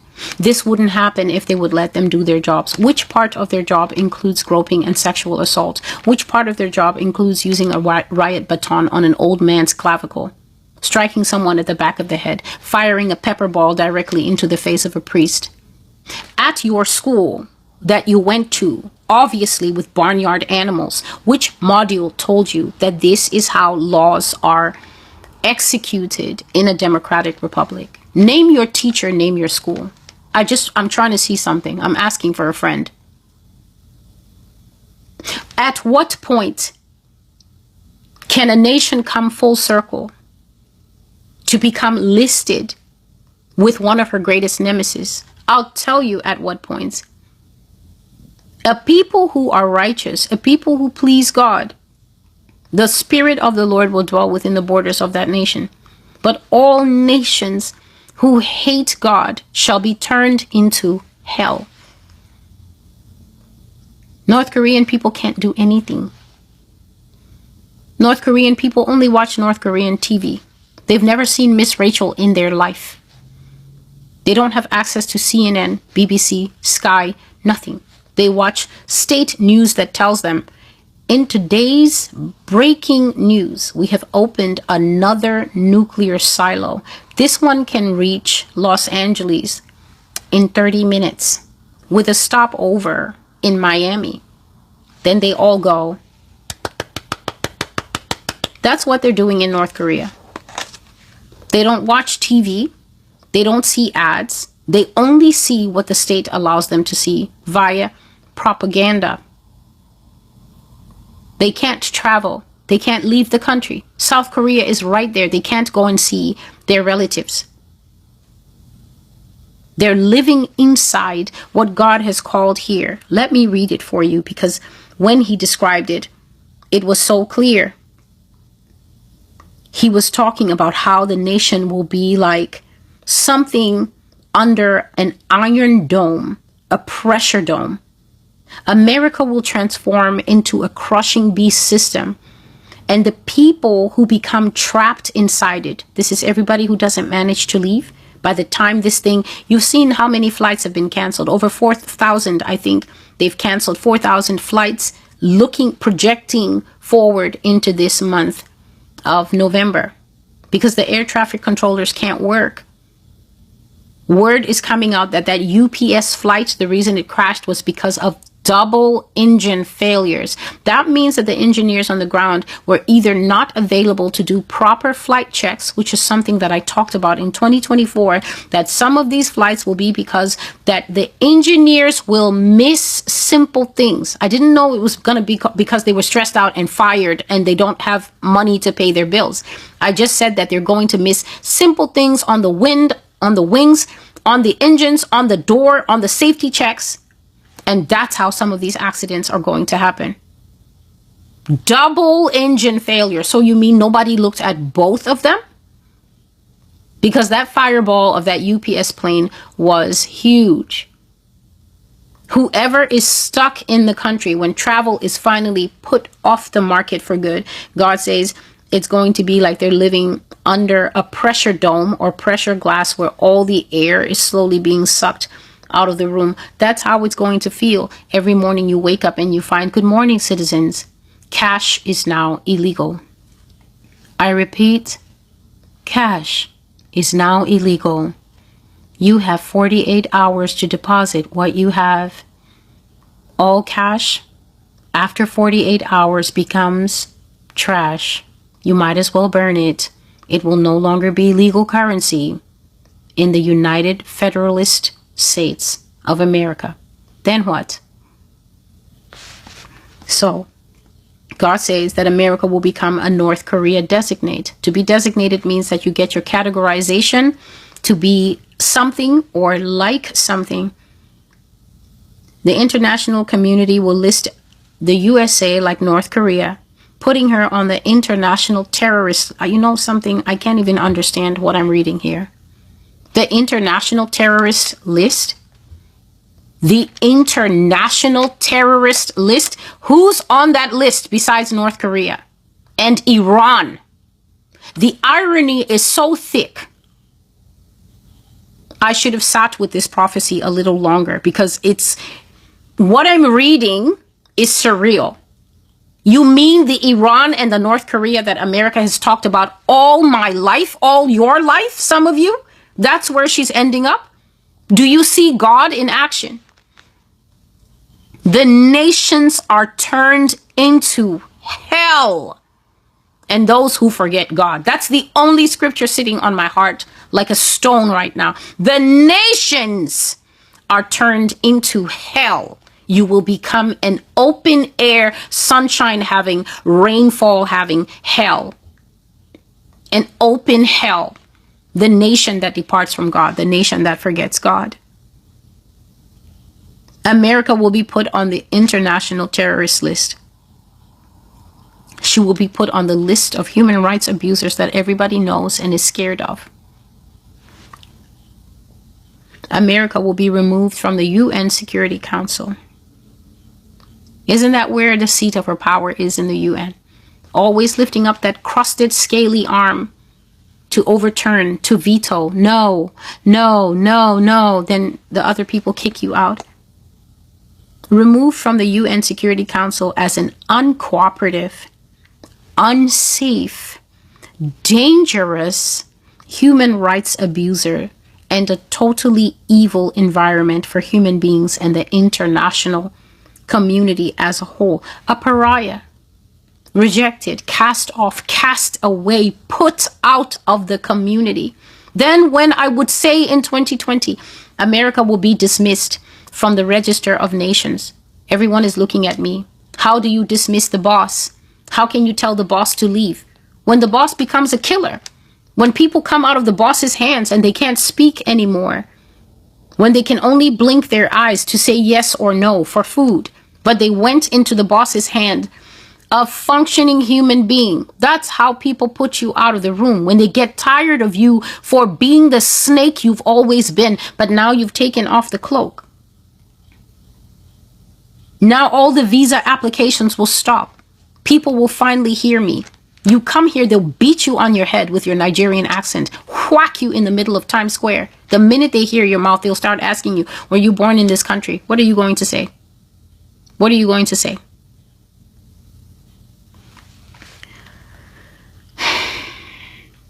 Off the UN Security Council. That is a huge demotion. That is a huge, visible demotion.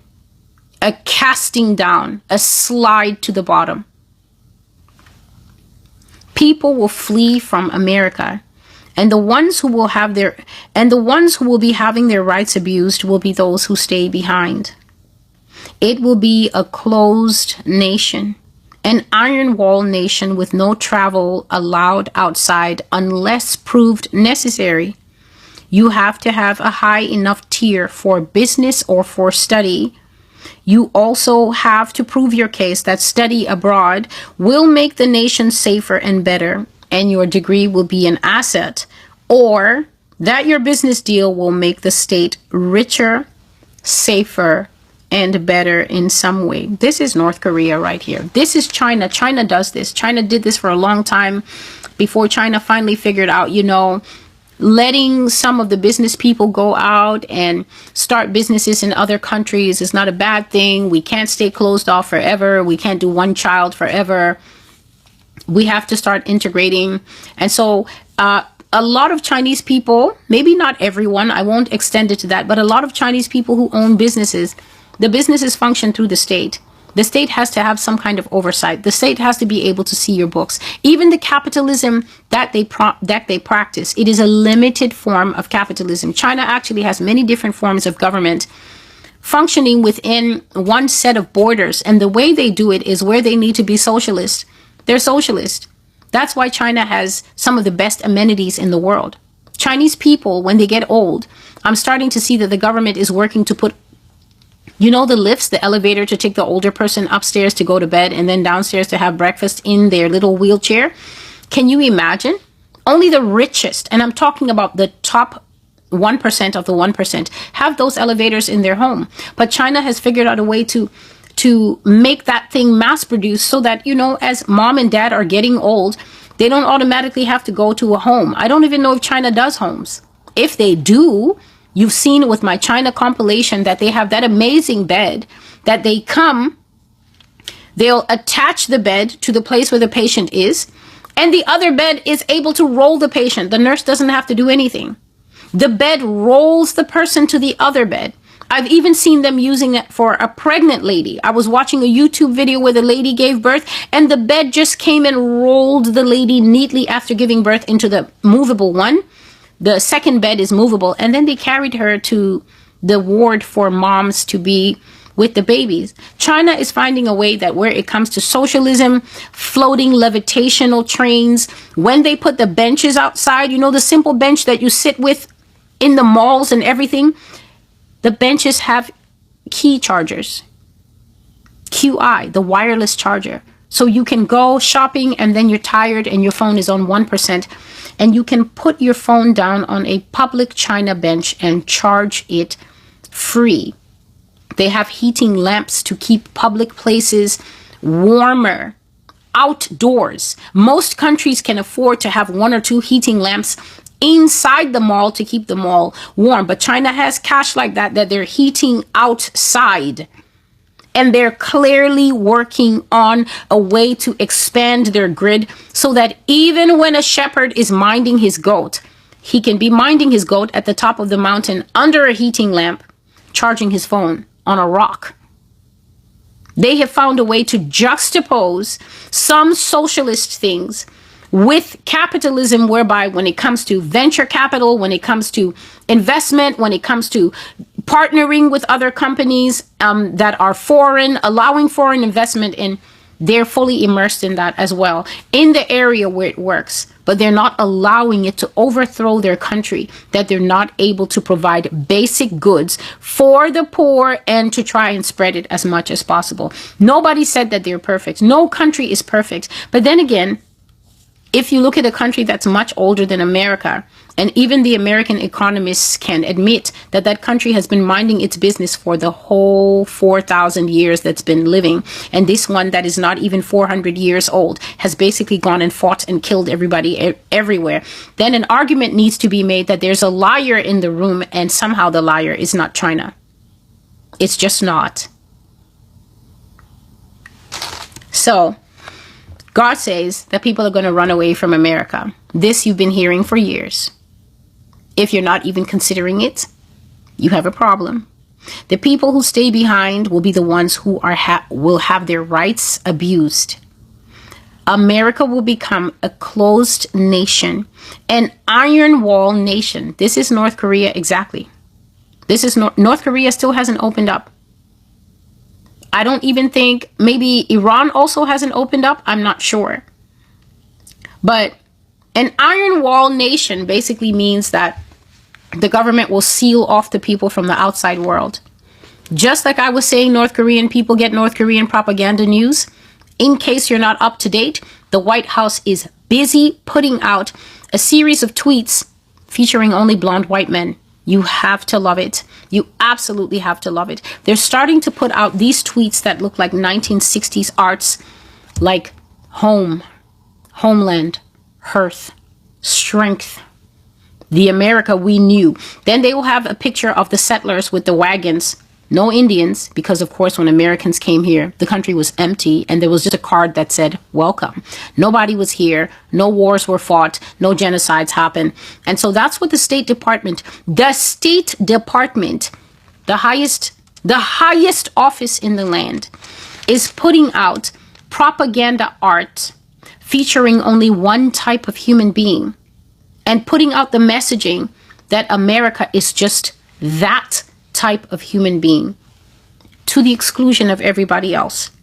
This is a tacit way of saying, don't worry, we're working on getting the nation to look like what's in the pictures. Give us some time. We'll clean it up. When you step outside, everywhere you look, it will look like hearth, heart, homeland. Outside will match the pictures. Nobody else. There's no other type of demographic in these pictures. There's no Asian people, no black people, no American Indians, no Spanish people, nothing. It's just white people. And they just keep tweeting it over and over and over. And this is a very bold move. This is a very bold move that doesn't need interpretation, and that cannot be taken any other way except the way that it is meant. It can't be taken in any other way except the way it looks, except the way it's meant, except the way it's coming out of the mouths of people like Stephen Miller and Pete Hegseth and President Donald Trump. They're not biting their words. So that means that nobody at the lower level, like the comment section level, can arise and say, no, it's not like that. You're reading it wrong. It's impossible to read it wrong because it's coming out right from their mouths. So get an idea from that. When it says those who stay will have their rights abused, it will include what's in those DHS and official White House tweets. So an iron wall nation, a nation sealed off, a nation watching only American propaganda, a nation consuming only what is put before it, whether it's by force or whether it's joyfully, because there are those in this country who will consume that type of thing joyfully. If not, certain people would not be able to find the massive audiences that they have on the internet. And God is saying here that nobody's going to be able to travel outside the country until you can prove why you want to travel. If you're going to study, you have to prove how your degree will improve the United States. You have to show how your degree will make America better, make America safer, make America more blessed, because you went to study, whatever it is that you went to study.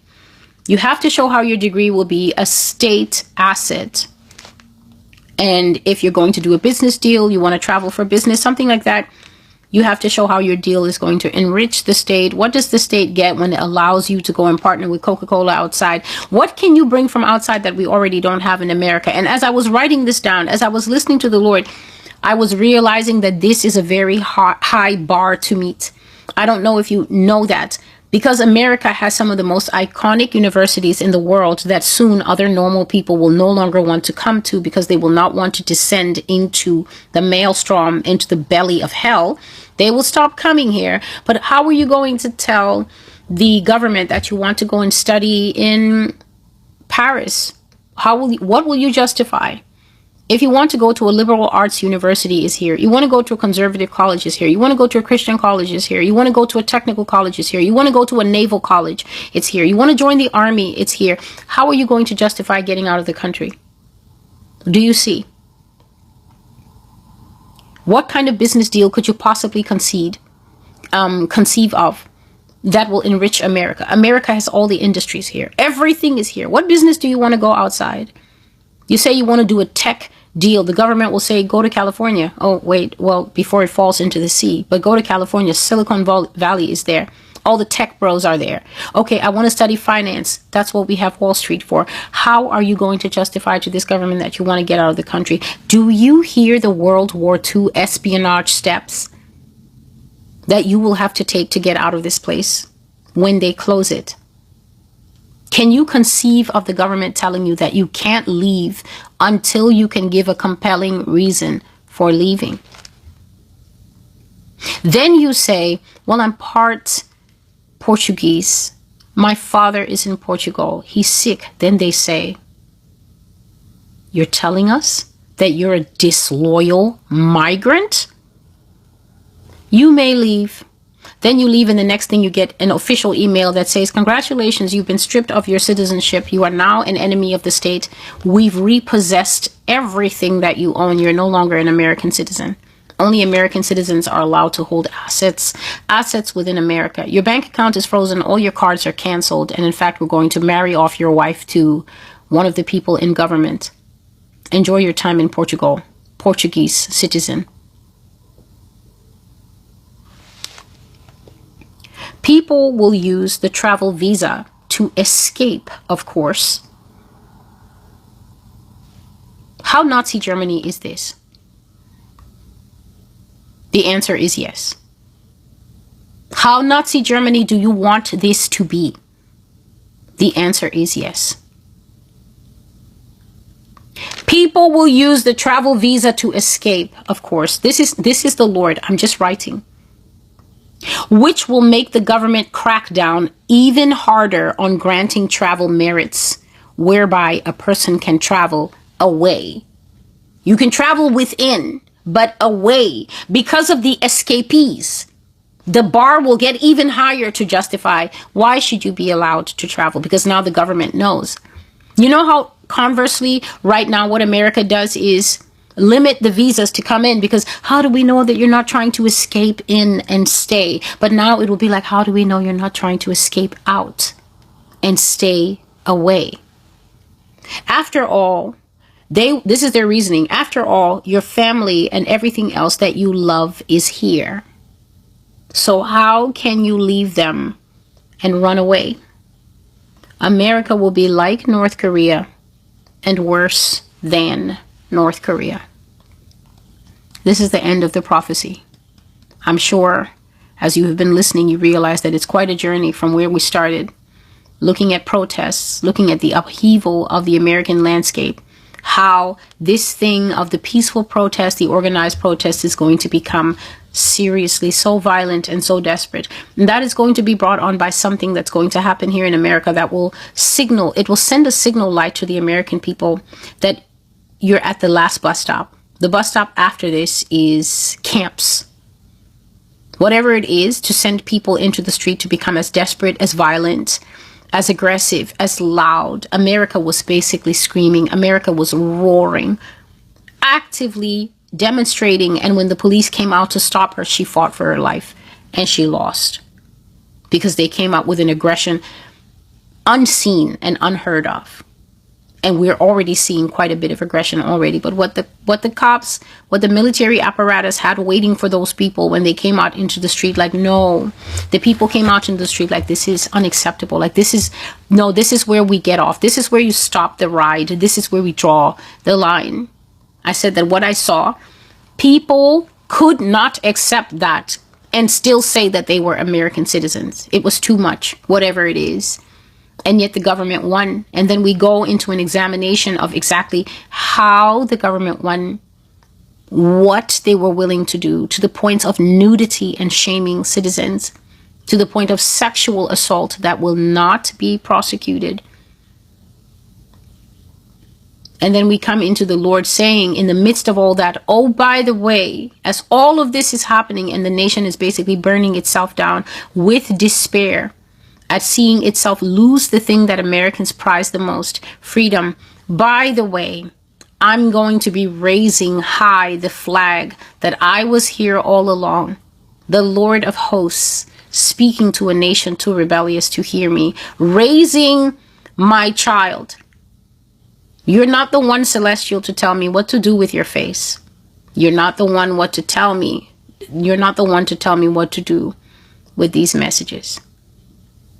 Raising it up so more people can see. Raising it up so the foreign community can see. Wait, this had a narrator all along? There was a narrator. There was a James Earl Jones. There was a Morgan Freeman narrating the story of America all along. And she was saying it wasn't true. And then immediately, what does the Lord do? Jump back into the narrative, telling us that America is now going to be a covenant breaker. America's going to break away from international norms. America's going to break away from normal domestic norms. Her own laws she can't keep. Why would she keep the international laws? She's going to break trade agreements. She's going to break arms agreements, making her dangerous. North Korea breaks arms agreements. They're always nuclear testing. They're always firing something off over there into the sea. Every day, North Korea appears to have done another test. They don't care. They're already the black sheep. They're already the bad child. But now America, the golden girl, is about to join them in that corner. Breaking arms deals, obviously becoming a danger to everyone in the region because America has a lot of nukes. America has a lot of nuclear weapons. And a country that can't adhere to international laws around nuclear weapons is automatically a threat. It doesn't matter how she's been perceived up to now. If she can't keep law and order at home and she can't keep law and order at the UN, she's a threat to everybody. And then God saying the unthinkable, you'll get kicked off the Security Council. Then what? Then she becomes an iron dome. Nobody comes in, nobody gets out. The press having to identify themselves at every minute so that they don't get picked up and treated like a Hamas prisoner, like a Palestinian. Encounter a dog. Encounter worse, a man who's pretending not to be gay in lockup. The press being kept away from certain areas, exactly what America claimed Iran did. Exactly what Israel did do. Every time they went over to Israel and America demanding, we need to see all your nuclear facilities. Israel went so far as to build a hidden section where they put all the stuff that they were working on, and then they built a false facility and took America there. When they say scam artists, for real. Scam International, Scam Central. That's the 1948 state of Israel. America now the one keeping people away from designated areas, not allowing the press to report certain things because it doesn't want to be perceived a certain way. But that will be inevitable. The world will see, Yah says. The world will know the truth. This prophecy is telling America that the lie is dead and that everybody's going to see what I've always been saying, that people in this country have fought to no avail because God is now going to flip it up to a higher level where other people will have an independent bird's eye view. And I won't need to say anything because they'll be able to see us doing it on TV for themselves. Finally ends with what? Put out of the international community like a pariah, uncooperative, dangerous, and unsafe for the people living in the country and for the international community, until the people are on the inside facing long-winded, tricky interviews explaining themselves as they try to run away, pretending that they're going to study or do business. America will be like North Korea and worse than North Korea. What a way to end a message. What a way to end the message. Worse than North Korea. So that means that there always was an empty seat. North Korea has always been the last letter, the letter Z, the worst of the worst, according to Washington. And then God is like, no, there's a seat right there. That's yours. From A past Z to unknown sigma, unknown Greek letter something, unknown infinity symbol, infinitely worse than North Korea. I'm Celestial and this is the Master's Voice. The prophecy that you have been listening to is called The Beast System is in Effect, Part 2, Observing a Nation's Decline into Tyranny. The date I received it, Saturday, November the 8th, 2025. God bless you. Thank you for listening to the message. Stay strong. Stay rooted in the Word of God. Keep your eyes on Jesus Christ. Always keep it kingdom. Separate yourself from the harlot, Mystery Babylon. And until I see you, God bless you and goodbye.